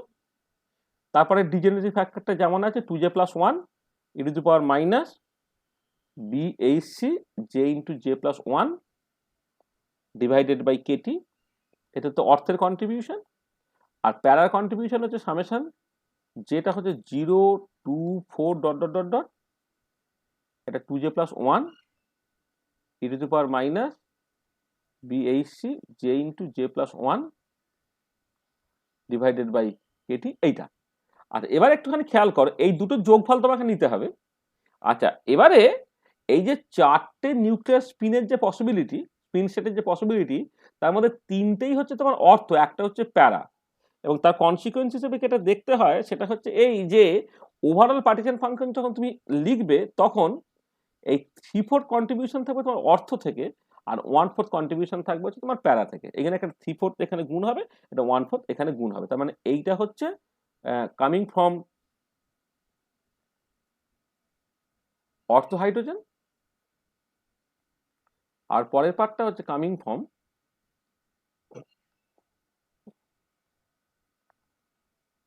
প্যারাহাইড্রোজেন। ঠিক আছে, তাহলে এইটা একটুখানি মাথায় রাখবে যে তোমার হাইড্রোজেন মলিকুলের ক্ষেত্রে যে পার্টিশন ফাংশনটা সেটা একদম স্পেশালিটি আছে। এটা পরীক্ষায় খুব পড়ে যে হাইড্রোজেন মলিকুলের ক্ষেত্রে, হাইড্রোজেন যদিও হোমোনিউক্লিয়ার ডায়াটমিক মলিকুল, হ্যাঁ, তার জন্য জাস্ট সিম্পলি আমি যেভাবে লিখেছিলাম 8π² IKT বাই ওই যেটা ছিল না H² তাকে যা 2 দিয়ে ভাগ করে ফেললে মানে 8π² IKT বাই সিগমা H², এটা কিন্তু হাইড্রোজেন মলিকুলের ক্ষেত্রে তুমি করতে পারবে না। হাইড্রোজেন মলিকুলটা একদম একটা স্পেশাল কেস, তার ক্ষেত্রে তোমাকে রোটেশনাল পার্টিশন ফাংশনটা এইরকম ভাবে লিখতে হবে। তার মানে এবারে যখন তাহলে রোটেশনাল পার্টিশন ফাংশন নিয়ে কথাবার্তা বলবে তাহলে 3টে ডিফারেন্স জিনিস আছে। একটা হচ্ছে হেটেরোনিউক্লিয়ার ডায়াটমিক মলিকুলের ক্ষেত্রে সেটা 8π² IKT বাই H²। হোমোনিউক্লিয়ার ডায়াটমিক মলিকুলের ক্ষেত্রে তুমি ওটাকে জাস্ট 2 দিয়ে ভাগ করে দিচ্ছ, মানে আমি এখানে সিগমা লিখেছি, সিগমাটা যেখানে 2 দিয়ে ভাগ হয়ে যাবে। সিগমাটা কি সেটা একটুখানি বললাম, সিমেট্রি নাম্বার। আচ্ছা যদি পলিঅ্যাটমিক মলিকুল হয়ে যায়, যার ক্ষেত্রে moment of inertia due to rotation about 3 independent axis A, B, C, সেটা হচ্ছে IA, IB, IC, সেগুলো যদি ডিফারেন্ট হয়ে যায় তাহলে তোমার রোটেশনাল পার্টিশন ফাংশনসটা লিখবো আমি এই রকম করে, হ্যাঁ, সেইটাকে তোমার মানে এক্সপ্রেশনটাকে মনে রাখতে হবে। আর একটা স্পেশাল ক্ষেত্রে হাইড্রোজেন মলিকুল যখন তুমি কনসিডার করবে তার পার্টিশন ফাংশনটা এইরকম ভাবে লিখতে হবে। তাহলে এই হচ্ছে তোমার বেসিক্যালি রোটেশনাল পার্টিশন ফাংশনে যে কথাগুলো বলতে হয়। তাহলে এই ক্ষেত্রে দু স্যার তিনটে, হ্যাঁ বলো বলো। স্যার বলছি অন্যান্য হোমোনিউক্লিয়ার ডায়াটমিকের ক্ষেত্রে এরকম ভাবে হয় না কেন? কারণ অন্যান্য হোমোনিউক্লিয়ার ডায়াটমিক মলিকিউলের ক্ষেত্রে কি হয় যে এই যে তোমার যে নিউক্লিয়ার আইসোমার সেগুলো দেখতে পাওয়া যায় না। এই যে হাইড্রোজেন মলিকিউলের ক্ষেত্রে অর্থ এবং প্যারা এই যে দুটো পসিবিলিটি আছে, হ্যাঁ, অন্যান্য ক্ষেত্রে সেই পসিবিলিটি নেই, যেটাকে তুমি নিউক্লিয়ার আইসোমার বলো আর কি, সেটা দেখো অন্যান্য মলিকিউলের ক্ষেত্রে নেই। হ্যাঁ, আচ্ছা হ্যাঁ সেই জন্য এখানে ওই মানে অর্থ এবং প্যারায় দুটো পসিবিলিটিটা আছে, সেই জন্য তার করসপন্ডিং মানে অর্থ, তার জন্য হচ্ছে তোমার দেখতে পাচ্ছ যে নিউক্লিয়ার ওয়েভ ফাংশনটা হচ্ছে সিমেট্রিক। ওভারঅল ওয়েভ ফাংশন যদি অ্যান্টিসিমেট্রিক হতে হবে, তার মানে রোটেশনাল ওয়েভ ফাংশনটা অবশ্যই অ্যান্টিসিমেট্রিক হতে হবে। ঠিক একই রকম প্যারা হাইড্রোজেনের ক্ষেত্রে ওভারঅল ওয়েভ মানে নিউক্লিয়ার ওয়েভ ফাংশনটা কিন্তু অলরেডি অ্যান্টিসিমেট্রিক হয়ে যাচ্ছে, সেই জন্য রোটেশনাল ওয়েভ ফাংশনটাকে সিমেট্রিক হতেই হবে আর কি। হুম, হ্যাঁ ঠিক আছে। এটা একটা স্পেশাল কেস কিন্তু, হ্যাঁ, এটাকে কিন্তু আলাদা করে তোমাকে মেমোরাইজ করতে হবে। হ্যাঁ, মানে এটা হাইড্রোজেনটা একদমই স্পেশাল কেস, সেটা ওই এই ইনফরমেশনগুলো জানতে হবে। তোমার হেটেরোনিউক্লিয়ার ডায়াটমিক মলিকুলের ক্ষেত্রে একটা, হাইড্রোজেন বাদ দিয়ে অন্যান্য হোমোনিউক্লিয়ার ডায়াটমিক মলিকুলের ক্ষেত্রে একটা, হাইড্রোজেন মলিকুলের ক্ষেত্রে আরেক রকমের, আর যে কোনো একটা পলিঅ্যাটমিক মলিকুল মানে আরবিট্রারি দেখতে, মানে বেসিক্যালি মানে এটাকে অ্যান্টিসিমেট্রিক টপ মলিকুল বলে আর কি। যখন IA not equal two IB not equal two IC, তাকে অ্যান্টিসিমেট্রিক টপ বলে। তাদের ক্ষেত্রে হচ্ছে যে পার্টিশন ফাংশনটা আর কি, সেটাকে তোমার তোমার ওই যেটা এই কমপ্লিকেটেড যে এক্সপ্রেশনটাকে বললাম আর কি, রুট পাই বাই সিগমা, এই রুট পাই বাই সিগমাটা অনেক সময় ভুলে যায় মানুষ আর কি, এটা। হ্যাঁ, বাকিগুলো মোটামুটি ভাবে মনে থাকে আর কি। হুম, এটা ঠিক আছে, পরিষ্কার ব্যাপারটা। হুম, স্যার ওই জেড রোটেশন যেখানে লিখলেন ওখানে 3-4 1-4 হলো কেন? ওই যে 3-4 হলো তার কারণটা হচ্ছে, হ্যাঁ 3-4 1-4 হলো তার কারণটা হচ্ছে, আমি অর্থ দেখো মানে আমার কি হচ্ছে, অর্থ এবং প্যারাই দুটো মিলে তো ওভারঅল হাইড্রোজেনটা। তাহলে একটা স্যাম্পেলে তুমি এটা পড়েছো তো, অর্থ হাইড্রোজেন প্যারা হাইড্রোজেন যখন ইনঅর্গানিক কেমিস্ট্রিতে পড়েছিলে, এরকম একটা শুনেছিলে না যে 75% অফ ন্যাচারাল হাইড্রোজেন সেটা হচ্ছে তোমার অর্থ, আর 25% প্যারা, এরকম একটা কথা শুনেছিলে? মানে অর্থ হাইড্রোজেন প্যারা হাইড্রোজেনের মধ্যে রিলেটিভ অ্যাবান্ডেন্স যদি তুমি দেখো নেচারে, সেটা হচ্ছে অর্থ হাইড্রোজেন 75%, প্যারা হাইড্রোজেন 25%, এরকম একটা কথা শুনেছিলে না শোনোনি? হ্যাঁ স্যার। ও দেখবে যে কোনো স্ট্যান্ডার্ড বইয়ে দেখবে অর্থ হাইড্রোজেন প্যারা হাইড্রোজেনের মধ্যে ডিফারেন্সেস লেখা থাকে না, হ্যাঁ, সেখানে দেখবে লেখা থাকে যে রিলেটিভ অ্যাবান্ডেন্স অফ অর্থ হাইড্রোজেন 75%, প্যারা হাইড্রোজেন 25%। তা কারণটা কি? কারণটা হচ্ছে যে তোমার এই যে দুটো প্রোটন আছে, তা দুটো যদি প্রোটন থাকে সেখানে কতগুলো পসিবিলিটি হতে পারে। দুটোই ক্লকওয়াইজ রোটেট করছে, দুটোই অ্যান্টি ক্লকওয়াইজ রোটেট করছে, আর একটা ক্লকওয়াইজ আর একটা অ্যান্টি ক্লকওয়াইজ রোটেট করছে। মানে একটা ক্লকওয়াইজ একটা অ্যান্টি ক্লকওয়াইজ যদি রোটেট করে, তাহলে তোমার ওই অ্যান্টিসিমেট্রিক প্রিন্সিপাল বা ইনডিস্টিংগুইজেবল প্রিন্সিপালটা ওবে করে না, সেই জন্য তাদের কম্বিনেশন নিতে হয়। প্রথম কম্বিনেশনে হচ্ছে প্রথমটা ক্লকওয়াইজ, দ্বিতীয়টা অ্যান্টি ক্লকওয়াইজ, আর এখানে হচ্ছে প্রথমটা অ্যান্টি ক্লকওয়াইজ আর সেকেন্ডটা হচ্ছে ক্লকওয়াইজ, তার পজিটিভ কম্বিনেশন আর হচ্ছে নেগেটিভ কম্বিনেশন। সেটা আমরা ওই অ্যান্টিসিমেট্রিক প্রিন্সিপালে, যেখানে আমি হিলিয়ামের জন্য গাউসেট ওয়েভ ফাংশন কনস্ট্রাক্ট করলাম, অ্যান্টিসিমেট্রিক ওয়েভ ফাংশন কনস্ট্রাক্ট করলাম, সেখানে দেখবে আমি বারবার বলেছি দুটো স্পিন আপ পার্টিকেল থাকলে তোমার এই 4টে পসিবিলিটি হয়। 4টে পসিবিলিটির মধ্যে যে প্রথম 3টে পসিবিলিটি, তারা বেসিক্যালি সিমেট্রিক ওয়েভ ফাংশন দিচ্ছে, সিমেট্রিক নিউক্লিয়ার ওয়েভ ফাংশন দিচ্ছে, যেটা অর্থ হাইড্রোজেনের জন্য, আর একটা হচ্ছে তোমার প্যারা হাইড্রোজেনের জন্য। ঠিক আছে, আচ্ছা এবারে অর্থ হাইড্রোজেনের জন্য যদি মানে 4টের মধ্যে কিন্তু 3টেই অর্থ হাইড্রোজেনের জন্য দেয় আর একটা প্যারা হাইড্রোজেনের দেয়, তার মানে নেচারে যে হাইড্রোজেনগুলো আছে তার 75% বা 3/4 পার্ট তারা বেসিক্যালি অর্থ হাইড্রোজেন, আর 1/4 পার্ট হচ্ছে প্যারা হাইড্রোজেন। সেই জন্য আমি ওভারঅল হাইড্রোজেন মলিকুলের যখন পার্টিশন ফাংশন আমি লিখবো, তখন হচ্ছে 3/4 কন্ট্রিবিউশন আসবে হচ্ছে অর্থ থেকে, আর 1/4 কন্ট্রিবিউশন থাকবে হচ্ছে প্যারা থেকে। ঠিক আছে, ঠিক আছে ঠিক আছে স্যার। মানে এই অ্যান্টিসিমেট্রিক প্রিন্সিপালটা হচ্ছে আমি যে করিয়েছিলাম কয়েকদিন আগে, এটা করেছিলাম, মানে ক্লাসটা দেখেছো কি না দেখোইনি? দেখোনি মানে না, তোমার তো দেখার কথা, সবাই জন্য তো ক্লাসটা ছিল। মানে আর এখন যারা ক্লাস করছো, ওই যে হিলিয়ামের গ্রাউন্ড স্টেট ওয়েভ ফাংশন বের করা, মানে সিস্টেম অফ আইডেন্টিক্যাল পার্টিকেল, সেখান থেকে অ্যান্টিসিমেট্রিক প্রিন্সিপাল, পাউলির এক্সক্লুশন প্রিন্সিপাল, সেখান থেকে গ্রাউন্ড স্টেটের জন্য হিলিয়ামের গ্রাউন্ড স্টেট ওয়েভ ফাংশন বের করা, স্ক্যাটার ডিটারমিনেন্ট বলা, এই ক্লাসটা মনে আছে? হ্যাঁ স্যার সেটা করেছি। করেছো তো? সেইখানে দেখবে হ্যাঁ স্যার। সেখানে হচ্ছে হিলিয়ামের ক্ষেত্রে দুটো স্পিন হাফ ইলেকট্রন আছে, তার জন্য দেখবে এই 4টে কম্বিনেশনের কথা বলা হয়েছিল। এবারে শুধু ইলেকট্রনের বদলে তুমি প্রোটন ভাবো, ইলেকট্রনেরও স্পিন হাফ, প্রোটনেরও স্পিন হাফ, তাহলে হাইড্রোজেন মলিকুলের ক্ষেত্রে তোমার দুটো আইডেন্টিক্যাল স্পিন হাফ প্রোটনস আছে, তার জন্য 4টে পসিবিলিটি হবে, তাই না? বোঝা গেল? স্যার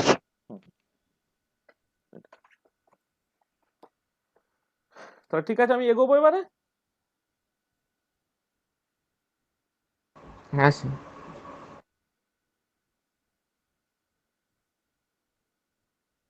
নেক্সট চলে এসো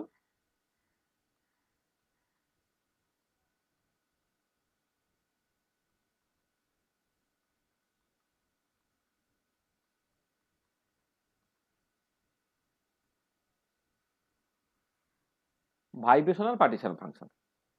রোটেশনাল পার্টিশন ফাংশন নিয়ে কথাবার্তা বললাম, এবারে চলে আসছি হচ্ছে ভাইব্রেশনাল পার্টিশন ফাংশনের ক্ষেত্রে। ঠিক আছে, আচ্ছা ভাইব্রেশনাল পার্টিশন ফাংশনের ক্ষেত্রে অবশ্যই প্রথমেই যেটা দরকার পড়বে, একটা মডেল সিস্টেম তোমায় কনসিডার করতে হবে। আচ্ছা এখানে মডেল সিস্টেম যেটা কনসিডার করা হয় সেটা হচ্ছে লিনিয়ার সিম্পল হারমোনিক অসিলেটর বা 1D SHO। এটা হচ্ছে তোমার লিনিয়ার সিম্পল হারমোনিক অসিলেটর বা 1 ডাইমেনশনাল সিম্পল হারমোনিক অসিলেটর এটা। আচ্ছা, 1 ডাইমেনশনাল সিম্পল হারমোনিক অসিলেটরের ক্ষেত্রে তোমার জানা আছে যে তোমার এটা মানে পোটেনশিয়াল এনার্জিটা হাফ কে এক্স স্কয়ার হয় ইত্যাদি ইত্যাদি ইত্যাদি। আচ্ছা যাকে এই পার্টিকুলার সিস্টেমের জন্য আমি একবারে লিখে দিচ্ছি, তুমি যদি এই প্রবলেমটাকে সলভ করার পরে যে এনার্জি আইগেন ভ্যালুটা পাও, মানে এখানে তো এই ধরনের সিস্টেমটা পোটেনশিয়াল এনার্জিটা এরকম দেখতে হবে। এদিকে যদি ভিএক্স প্লট করো, তুমি এটাকে এক্স প্লট করো, এটা হচ্ছে 0, এটা প্লাস ইনফিনিটির দিক, এটা হচ্ছে মাইনাস ইনফিনিটির দিক, এই ভিএক্সটা হচ্ছে তোমার হাফ কে এক্স স্কয়ার। এই পার্টিকুলার সিস্টেমের জন্য শ্রোডিঞ্জার ইকুয়েশন লিখে তুমি এনার্জি আইগেন ভ্যালুস গুলো বের করতে পারো। এনার্জি আইগেন ভ্যালুস ইভিটা হচ্ছে তোমার ভি প্লাস হাফ এইচ কস ওমেগা হচ্ছে, যেখানে ভিটা হচ্ছে 0, 1, 2, 3, এটা হচ্ছে বেসিক্যালি তোমার vibrational quantum number, vibrational quantum number.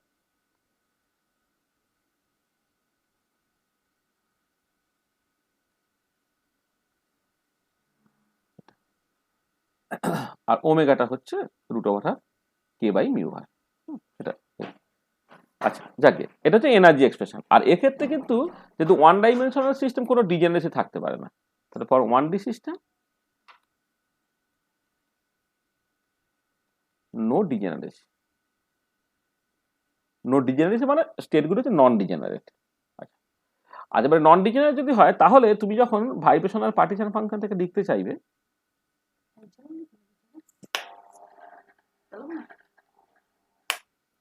Vibrational partition function যখন তুমি লিখবে,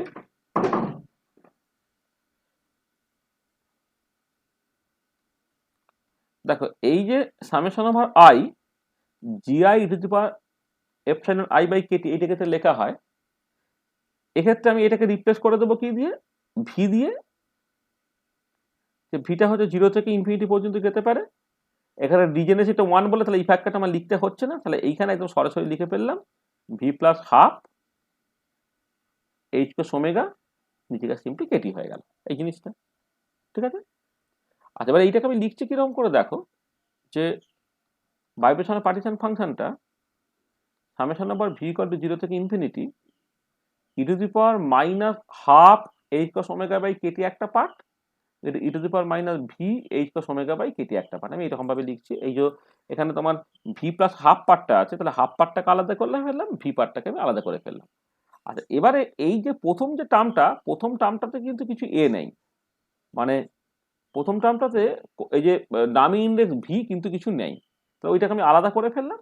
আলাদা করে ফেলার পরে যে পার্টটা পড়ে থাকছে ভি ইকুয়াল টু 0 থেকে infinity e⁻−v H cos omega by KT. আচ্ছা এবার এইটাকে কেমন করে লিখবে দেখো, এইটা খুব সহজ ব্যাপার, মানে একবারে সরাসরি লিখে দেওয়া যেত, না হলে হয়তো আমি একটুখানি এক্সপান্ড করে না হয় লিখছি।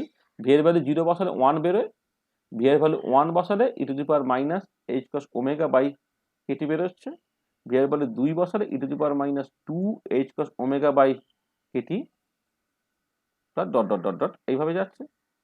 তাহলে এবারে তুমি ভাবো just e to the power minus h cos omega by kt, সেটাকে তুমি জাস্ট x ভাবো। এইটা যেমন আছে থাক, এটা হয়ে যাচ্ছে 1 plus x plus x square plus dot dot dot dot dot dot, এটা মানে where e to the power minus H cos omega by কেটিটাকে তুমি এক্স ভেবেছো। আচ্ছা এবারে দেখো 1 plus x square plus dot dot dot dot dot dot, এইটা হচ্ছে 1 minus x to the power minus 1, এটা তুমি জানো। এটা কি দাঁড়াচ্ছে e to the power minus H cos omega by KT by হয়ে গেল 1 মাইনাস এক্স, ঠিক আছে? তার মানে e to the power minus H cos omega by এখানে 2kt divided by 1 minus E to the power minus H cos omega by KT, এই হচ্ছে জিনিসটা। হ্যাঁ, তার মানে যেটা ভাইব্রেশনাল পার্টিশন ফাংশন যে পার্টটা, সেটা e to the power minus H cos omega by 2kt into 1 minus E to the power minus H cos omega by KT. এইভাবেই আমি মানে লিখে রাখছি, এইটা লিখে রাখলেই তোমার সুবিধা আর কি, কারণ পরবর্তীকালে যখন এইখান থেকে বাকি সব জিনিসপত্রগুলো তুমি ক্যালকুলেট করতে চাইবে, হ্যাঁ, তাহলে আমি vibrational partition function one dimensional situation যখন আমি কনসিডার করলাম, তার এক্সপ্রেশনটা e to the power minus h, মানে হয়তো তোমার লোভ সামলাতে পারবে না, হয়তো যে তোমার মনে হবে না উপর নিচে e to the power H cos by omega KT দিয়ে আমি গুণ h cos omega by KT দিয়ে আমি গুণ টুন করে দিই, কিচ্ছু করার দরকার নেই। কারণ পার্টিশন ফাংশন থেকে পরবর্তীকালে যখন অ্যাভারেজ এনার্জি বা ইত্যাদিগুলো তুমি বের করতে চাইবে না, তখন দেখবে যেভাবে আছে এইটাই সুবিধা তোমার। তো e to the power minus H cos omega by 2kt by হচ্ছে 1 minus E to the power minus H cos omega by KT, এটা। আর এইটা হলো তোমার basically one dimensional simple harmonic অসিলেটরের জন্য। এবার যদি 3 ডাইমেনশনাল সিম্পল হারমোনিক অসিলেটর হয়, হ্যাঁ, তখন কি হবে, যদি তোমার 3D কেসটা তুমি কনসিডার করো, তখন যেটা হবে যে ভাইব্রেশনাল পার্টিশন ফাংশনটা 3D কেসে হচ্ছে ওই মানে তিনটে ডিরেকশন সেটা ইন্ডিপেন্ডেন্ট টু ইচ আদার বলে তোমার প্রত্যেকটা ডিরেকশনের জন্য জাস্ট গুণ করে দেওয়া আর কি। এক্স ডিরেকশনে পার্টিশন ফাংশন, ওয়াই ডিরেকশনে পার্টিশন ফাংশন এবং জেড ডিরেকশনে পার্টিশন ফাংশন থেকে গুণ করে দেওয়া, গুণ করে দিলে ওই যেটা হয় আর কি, e to the power minus H cos omega x by 2kt by 1 minus E to the power minus H cos omega x by KT, এটা হচ্ছে প্রথমটার জন্য। তারপরেরটার জন্য e to the power minus H cos omega, আসলে ওই যে ভাইব্রেশনটা যখন হচ্ছে এক্স অ্যাক্সিস ওয়াই অ্যাক্সিস এবং জেড অ্যাক্সিস বরাবর ভাইব্রেশনের করেসপন্ডিং অ্যাঙ্গুলার ফ্রিকোয়েন্সিগুলো যথাক্রমে ওমেগা এক্স ওমেগা ওয়াই এবং ওমেগা জেড হচ্ছে ধরা হচ্ছে, ধরো এইটা divided by 1 minus E to the power minus H cos omega y by KT, আর জেড ডিরেকশনের জন্য লিখবো হচ্ছে e to the power minus H cos omega z by KT divided by 1 minus E to the power minus H cos omega z by KT to the power half হয়ে যাবে এটা। আর যদি একটা omega x equal to omega y equal to omega Z হয়, এটা কার জন্য হয় না, ফর আইসোট্রপিক অসিলেটর, মানে তিনটে ডিরেকশনে একই রকমের আইসোট্রপিক অসিলেটর যদি হয়, তখন তোমার 3 ডাইমেনশনের ভাইব্রেশনাল পার্টিশন ফাংশনটা তুমি জাস্ট এটা by 2kt divided by 1 minus E to the power minus H cos omega by KT to the power 3/t তুমি লিখে। যাকে আমার 3 ডাইমেনশনে ইউজুয়ালি থাকে না, হ্যাঁ, তোমার সবসময় 1 ডাইমেনশনই তোমাকে করতে দেয়। তো 1 ডাইমেনশনে vibrational partition function e to the power minus H cos omega by KT by e to the power minus H cos omega by 2kt divided by 1 minus E to the power minus H cos omega by KT, ঠিক আছে? এটা মাথায় রাখতে হবে, এটা ঠিক আছে?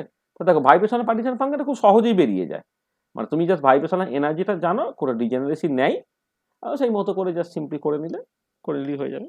হ্যাঁ, ঠিক আছে, এটা বুঝতে অসুবিধা হয়নি তো?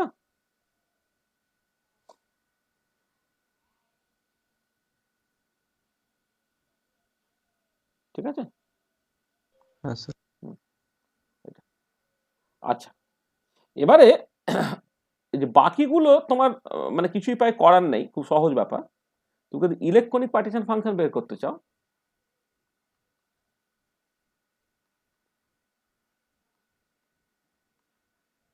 ইলেকট্রনিক পার্টিশন ফাংশন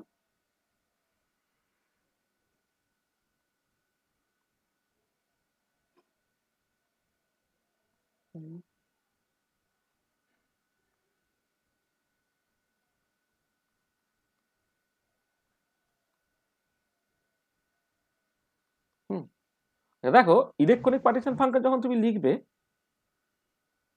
তখন জেড ইলেকট্রনিক এটা তো summation over I GI e to the power minus epsilon I by KT এটা তুমি লিখবে তো। তবে এটা কিভাবে লিখছি দেখো, এই G zero e to the power minus epsilon zero by KT plus G one e to the power minus epsilon one by KT dot dot dot dot plus G I E to the power minus epsilon I by KT বা dot dot এইভাবে লিখছি।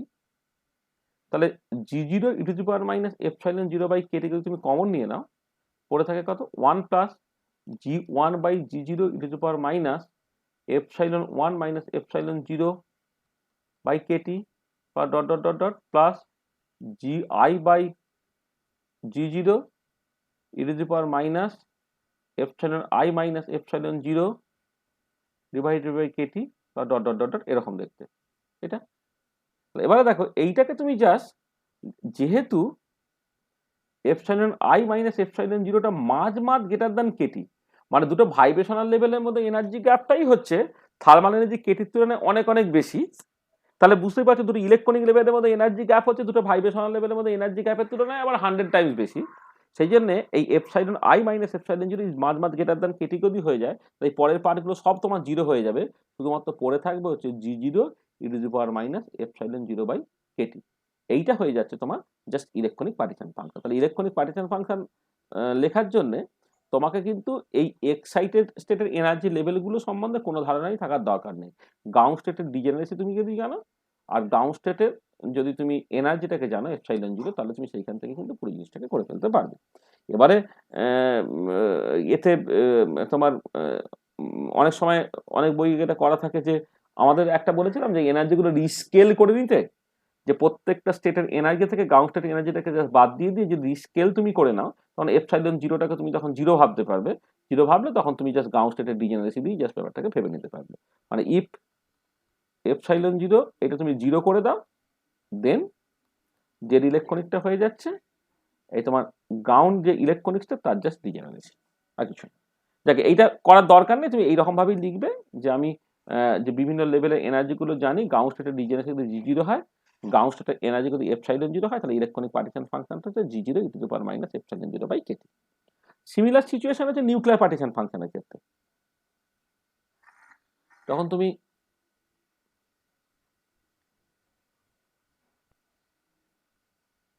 Nuclear partition function নিয়ে কথাবার্তা বলবে।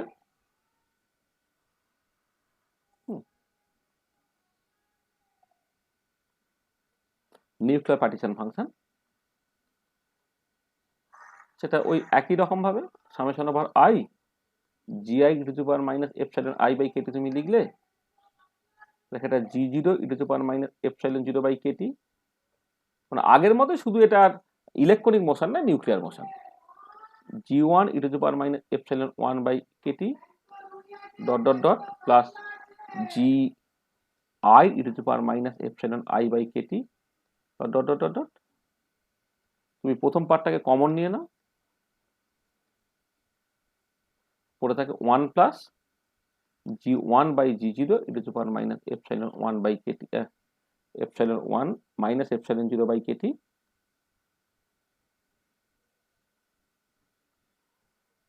Minus epsilon zero divided by KT dot dot dot plus হচ্ছে G I by G zero e to the power minus epsilon I minus epsilon zero by KT dot dot dot dot. এইটা তো সেইটা হচ্ছে তোমার just G zero e to the power minus epsilon zero by KT হয়ে যাবে। কারণটা কি না, as epsilon I minus epsilon zero much greater than KT হয়। আর দুটো নিউক্লিয়ার স্টেটের মধ্যে এনার্জি গ্যাপটা হচ্ছে আবার ইলেকট্রনিক লেভেলের মধ্যে এনার্জি গ্যাপ তার তুলনায় অনেক অনেক বেশি। হ্যাঁ, সেই জন্য এইটা মাঝ গ্রেটার দ্যান এইটা হয়ে গেল, তখন এই জিনিসটা দাঁড়িয়ে যাচ্ছে নিউক্লিয়ার। এটা দুটো এক্সপ্রেশন একই লাগছে কিন্তু মানে প্রথমটা হচ্ছে ইলেকট্রনিক মোশনের সঙ্গে অ্যাসোসিয়েটেড, পরে হচ্ছে নিউক্লিয়ার মোশনের সঙ্গে অ্যাসোসিয়েটেড। তাহলে আলটিমেটলি জেড টোটাল যেটা তুমি যখন ক্যালকুলেট করবে, যেটা আমি লিখেছিলাম আচ্ছা পরের পাতা তো লিখতে পারি।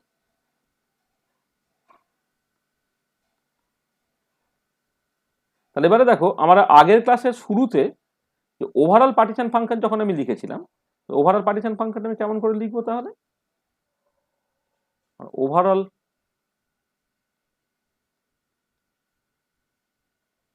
মলিকুলার পার্টিশন ফাংশন যেটা,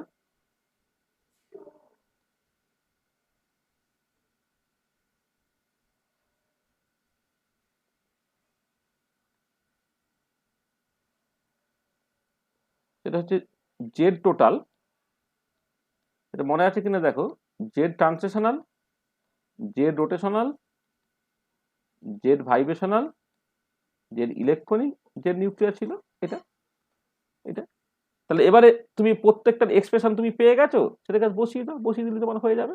তার মানে তুমি যদি একটা হেটেরোনিউক্লিয়ার ডায়াটমিক মলিকুলকে মাথায় রাখো,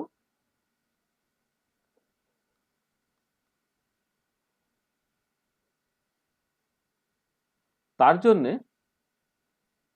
ওভারঅল পার্টিশন ফাংশন এটা V by lambda D cube, এটা ট্রান্সলেশনাল পার্টিশন ফাংশন, এটা 8 pi square I KT by H square, এটা হচ্ছে rotational partition function, e to the power minus H cos omega by 2 KT by 1 minus E to the power minus H cos omega by KT, এইটা হচ্ছে তোমার vibrational partition function.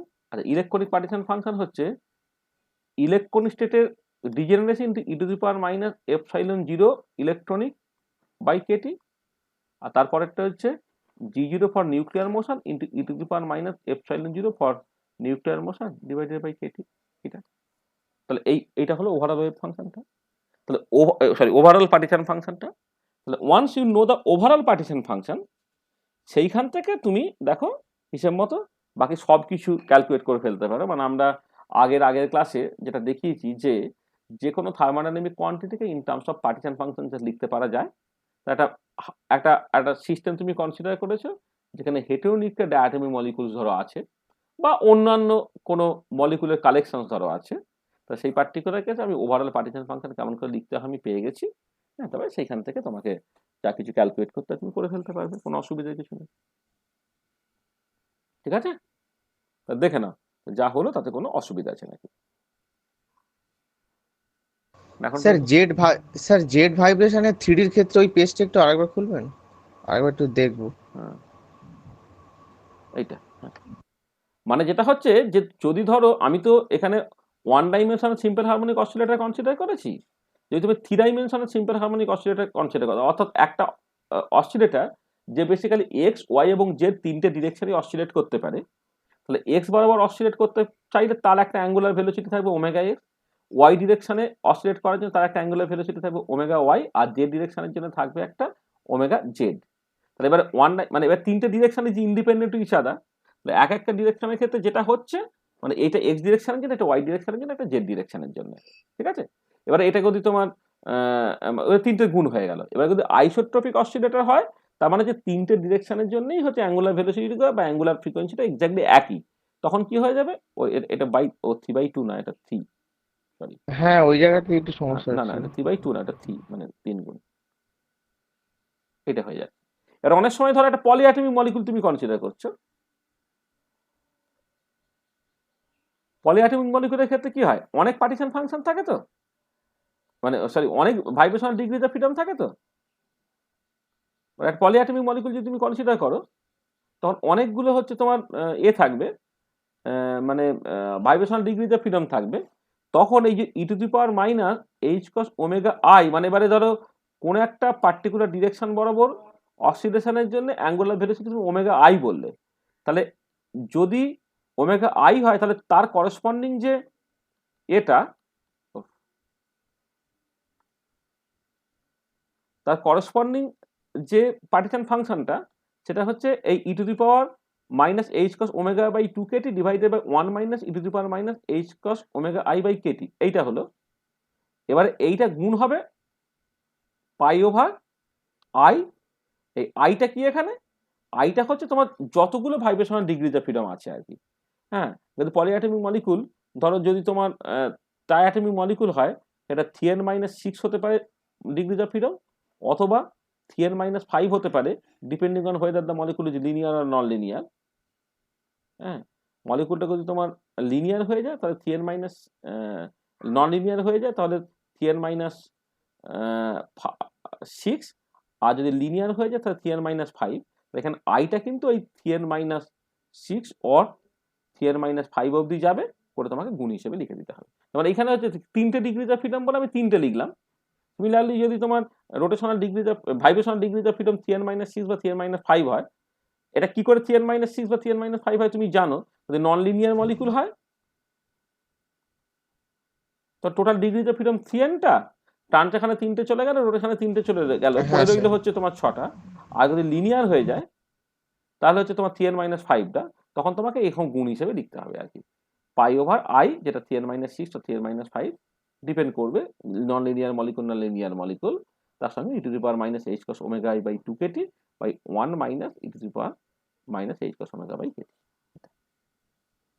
ঠিক আছে sir. ঠিক আছে, বলো আর কিছু?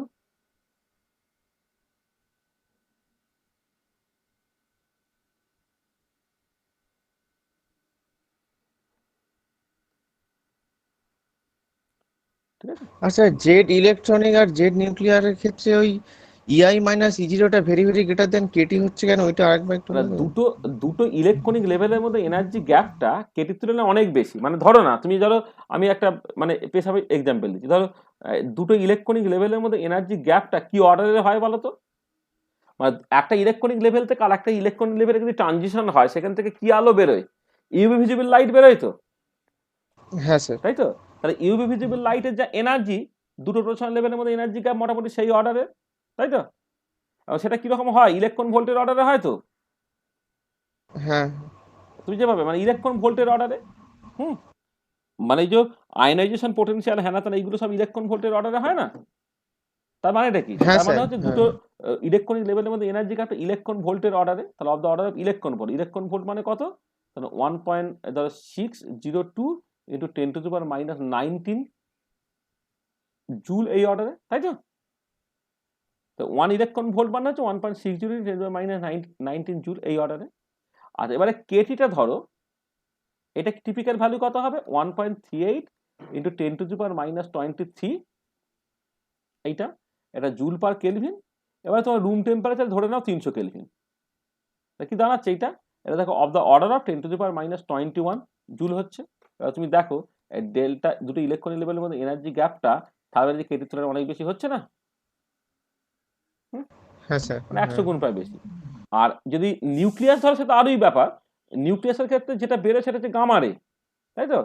এবং তার এনার্জিটা কি হয়? মেগা ইলেকট্রন ভোল্টের অর্ডারে হয়, মনে আছে? যে ডেল্টাই যখন হ্যাঁ নিউক্লিয়ার তুমি করবে, সেটা কিন্তু of the order of mega electron volt. Mega electron volt মানে কত? 1.602 into 10 to the power minus 19 into 10 to the power 6 এত জুল এই অর্ডারে। তার মানে এটা of the order of 10 to the power minus 13 joule এই অর্ডারে। তার সঙ্গে থার্মাল এনার্জি কম্পেয়ার করো, তার মানে পরিষ্কার বুঝতে পারছো দুটো নিউক্লিয়ার লেভেলের মধ্যে এনার্জি গ্যাপটা কতটা বেশি থার্মাল এনার্জি কেটি। বুঝা গেল? হ্যাঁ স্যার ঠিক আছে। সেই জন্য আমি ওই পরের পার্টগুলোকে আমি সেফলি জাস্ট নেগলেক্ট করতে পারি, মানে এই জিনিসগুলো এইগুলো কিন্তু সেফলি নেই। তুমি ই টু দি পাওয়ার মাইনাস 5 করে দেখো, সেটাই প্রায় জিরোর কাছাকাছি। আর ই টু দি পাওয়ার মাইনাস 100 হয়ে গেলে তো সেটা তুমি ক্যালকুলেটার তোমাকে মানে দেবেই না, ওটা জিরোই দেবে, মানে কোনো ভ্যালুই দেবে না, এটা জিরোই দেবে।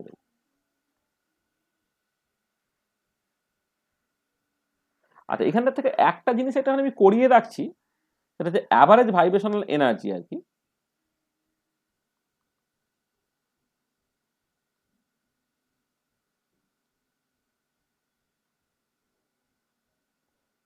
হ্যাঁ, মানে ভাইব্রেশনাল পার্টিশন ফাংশন থেকে average vibrational energy for 1D SHO আমি এটা একটুখানি দেখতে চাইছি আর কি।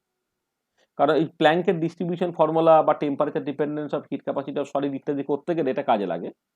সেটা খুব সহজ ব্যাপার। সেটা হচ্ছে কি, তুমি ভাইব্রেশনাল পার্টিশন ফাংশন যেটা, ও সরি কেন জেড, ভাইব্রেশনাল পার্টিশন ফাংশন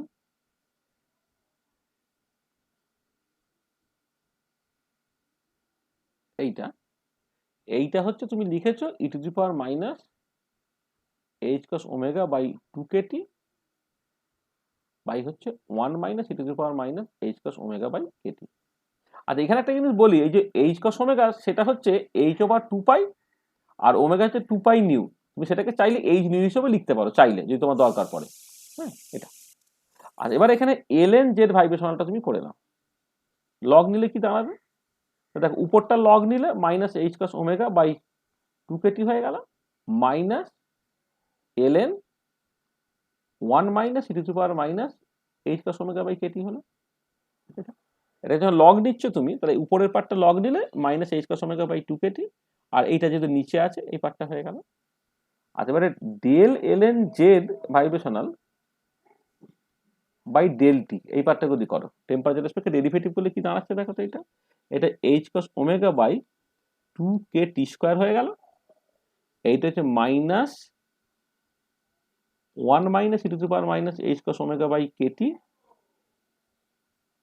মানে লগের ডেরিভেটিভ করলে হচ্ছে প্রথমে এটা চলে আসবে, তারপরে হচ্ছে ভেতরের পার্টটা করতে হবে, একটা minus E to the power minus H cos omega by KT হলো এইটা।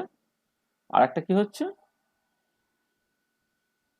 মানে একটা মাইনাস ছিল, এটা এইটার ডেরিভেটিভ মানে এইটার এই পার্টটার যখন তুমি ডেরিভেটিভ করছো এটা 1 বাই সামথিং চলে এলো, আর ভেতরের পার্টটা ডেরিভেটিভ হবে, ভেতরের পার্টটা ডেরিভেটিভ হলে যে minus E to the power minus H cos by KT হলো, আর এই পার্টটা ডেরিভেটিভ হলে আবার H cos omega by K T square হলো।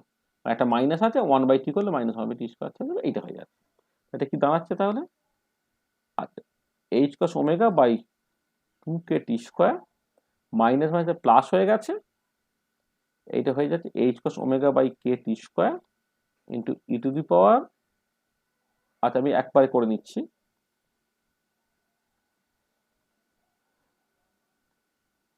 এই তো মাইনাস মাইনাস মিলে প্লাস হয়ে গেল, h cos omega by kt square হয়ে গেল।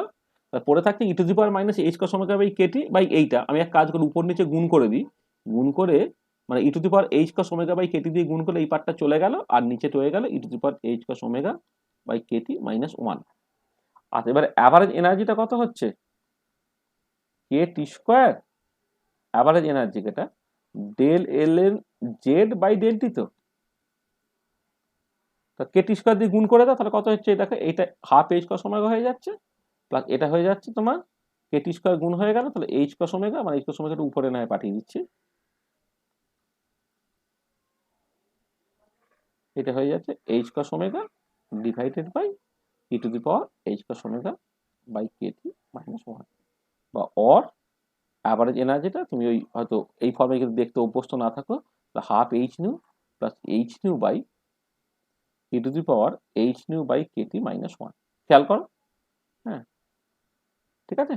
মানে তুমি এই এই অ্যাভারেজ এনার্জি তখন হয়তো অন্যভাবে ক্যালকুলেট করেছিলে, কিন্তু in terms of partition function তুমি অ্যাভারেজ এনার্জিটাকে ক্যালকুলেট করে ফেলতে পারো, যে অ্যাভারেজ এনার্জিটা এইটা বেরোলো। এবারে প্ল্যাঙ্কের ডিস্ট্রিবিউশন ফর্মুলা বা আইনস্টাইনের যে temperature dependence of heat capacity of solid, তার ক্ষেত্রে হচ্ছে তোমার অসিলেটরগুলো কোয়ান্টাম অসিলেটর ধরে তোমাকে অ্যাভারেজ এনার্জিটাকে কাজে লাগাতে হয়। সেই অ্যাভারেজ এনার্জি যখন কাজে লাগাবে দেখো তুমি কিন্তু খুব আরামসে এই এক্সপ্রেশনটা এখন ইউজ করতে পারছো, ঠিক আছে। এটা হচ্ছে।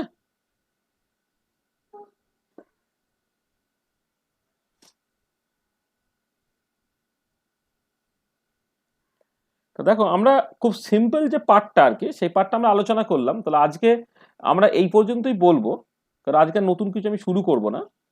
নেক্সট দিনে আমি যে কাজটাকে করব সেটা হচ্ছে যে তোমার মানে সেটা হচ্ছে এই ছেলেদের সব পরীক্ষা টরীক্ষা আছে, হয়তো স্ট্যাটিস্টিক্যাল মেকানিক্সটা দু একদিন একটু অফ থাকবে। আমরা আজকে পর্যন্ত একটা পার্ট আমি কমপ্লিট করে দিতে চেয়েছিলাম আর কি, সেই পার্টটা আমি কমপ্লিট করে ফেললাম, যেটা বেসিক্যালি বিএসসির জন্য যে স্ট্যাটিস্টিক্যাল মেকানিক্সটা আমাদের লাগে আর কি, সেই পার্টটা। এবারে আমাকে বেশ কিছু কিছু অ্যাপ্লিকেশনস করতে হবে, মানে আমি অ্যাপ্লিকেশন হিসেবে আমি বলে রাখছি কি কি অ্যাপ্লিকেশন আমরা করব। অ্যাপ্লিকেশনস এর মধ্যে আমি তিনটে অ্যাপ্লিকেশন ভীষণ ভালো করে করতে চাইছি। একটা হচ্ছে ওই হিট ক্যাপাসিটর সবই সলিড, মানে টেম্পারেচার ডিপেন্ডেন্ট, ডিপেন্ডেন্স অফ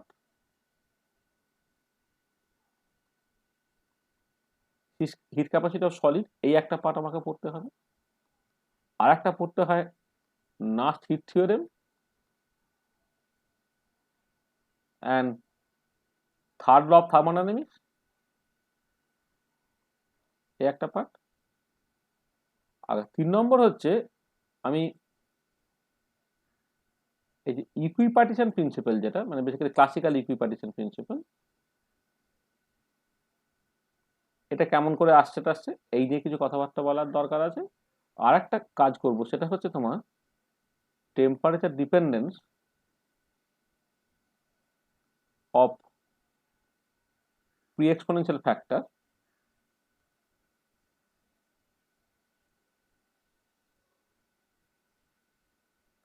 এখান থেকে হচ্ছে তোমার ওই ট্রানজিশন স্টেট থিওরি বা ট্রানজিশন স্টেট থিওরি, তার যে পার্টিশন ফাংশন অ্যাপ্রোচ আর কি, এই জিনিসটা এটা হচ্ছে অ্যাপ্লিকেশনের মধ্যে করবে। আর তারপরে যেটা এক্সট্রা আমি যেটা পড়াবো সেটা হচ্ছে some basic concepts of ensemble. ঠিক আছে, তো বেসিক কনসেপ্ট অফ এনসেম্বল। তাহলে আমি এই কটা পার্ট যদি আমি পড়িয়ে দিই তাহলে তোমার কিন্তু এই নেট, গেট, এই যে বিভিন্ন রকম কম্পিটিটিভ এক্সামগুলো আছে তার সিলেবাসটা তোমার কমপ্লিট হবে। এই কটা জিনিস আমি অ্যাডিশনালি করতে চাইছি আর কি। হিট ক্যাপাসিটি অফ সলিড, সেটা কখনো স্ট্যাটিস্টিক্যাল মেকানিক্সের মধ্যে থাকে, কখনো হয়তো তোমার মানে সলিড স্টেটের মধ্যে থাকে, বা Nernst heat theorem and third of thermodynamics, সেটা কখনো ক্লাসিক্যাল থার্মোডাইনামিক্সের মধ্যে থাকে, কখনো স্ট্যাটিস্টিক্যাল থার্মোডাইনামিক্সের মধ্যে থাকে। আর ইকুইপার্টিশন প্রিন্সিপালটা ইটসেলফ আমরা মানে নেট বা ইত্যাদির জন্য যতটুকু লাগে সেটা আমি অলরেডি জানি, সেটা হচ্ছে ম্যাক্সওয়েল স্পিড ডিস্ট্রিবিউশন বা কাইনেটিক থিওরি অফ গ্যাস ইত্যাদি থেকে জানা আছে। তো তার স্ট্যাটিস্টিক্যাল মেকানিক্যাল অরিজিনটা কি আর কি, সেইটা নিয়ে কিছু কথাবার্তা বলা।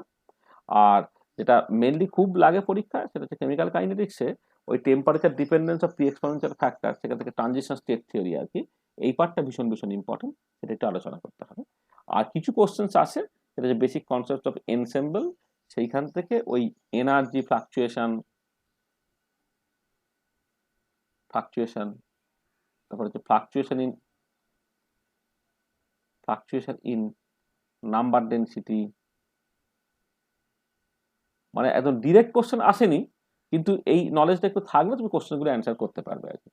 তাহলে একটা পার্ট আমরা কমপ্লিট করলাম, তারপরে আবার নেক্সট একদিন দুদিন অফ দিই, একদিন দুদিন অফ দেওয়ার পরে তারপরে আবার একটা নিঃশ্বাসে আমরা পরপর করে 3-4টে ক্লাস নিয়ে হচ্ছে এই পার্টটাকে কমপ্লিট করে দেবো। তাহলে একদম মানে নেট বা গেট, এবং তার সঙ্গে তো এমএসসিতে সেটা কারো সেমিস্টার 1 আছে, কারো সেমিস্টার 2-তে আছে, এই পুরো পার্টটা কিন্তু তোমার পুরো কমপ্লিট হয়ে থেকে যাবে। হ্যাঁ, এইটা জানলেই তোমার চলে যাবে। এবারে যারা ফিজিক্যাল স্পেশালাইজেশন করতে চায় বা ফিজিক্যাল স্পেশাল আলাদা করে পড়তে চায় তাদের জন্য আমি সপ্তাহে একটা করে স্ট্যাটিস্টিক্যাল মেকানিক্সের ক্লাস নিয়ে যাব, যেটা হচ্ছে তোমার ওই মানে মানে আস্তে আস্তে কেউ যদি মানে স্ট্যাটিস্টিক্যাল মেকানিক্স নিয়ে ভবিষ্যতে রিসার্চ বা কাজকর্ম করতে চায় আর কি, তাদের জন্য সেটা একটু বেশি ম্যাথামেটিক্যাল, একটু বেশি মানে ইনভলভ হবে আর কি। সেই ক্লাসটা আমি বলবো যে যাদের ইন্টারেস্ট নেই, মানে যারা স্ট্যাটিস্টিক্যাল মেকানিক্স শিখতে চাও না বা physical chemistry as a whole ভালো লাগে না, তাদের সেই ক্লাসগুলো করার দরকার নেই। কিন্তু এই পর্যন্ত এটা জেনারেল নলেজের মধ্যে পড়ে, এইটা করতে হবে কারণ নেট গেটে এই সিলেবাস পর্যন্ত আছে আর সেটা তো সবাইকেই দিতে হবে।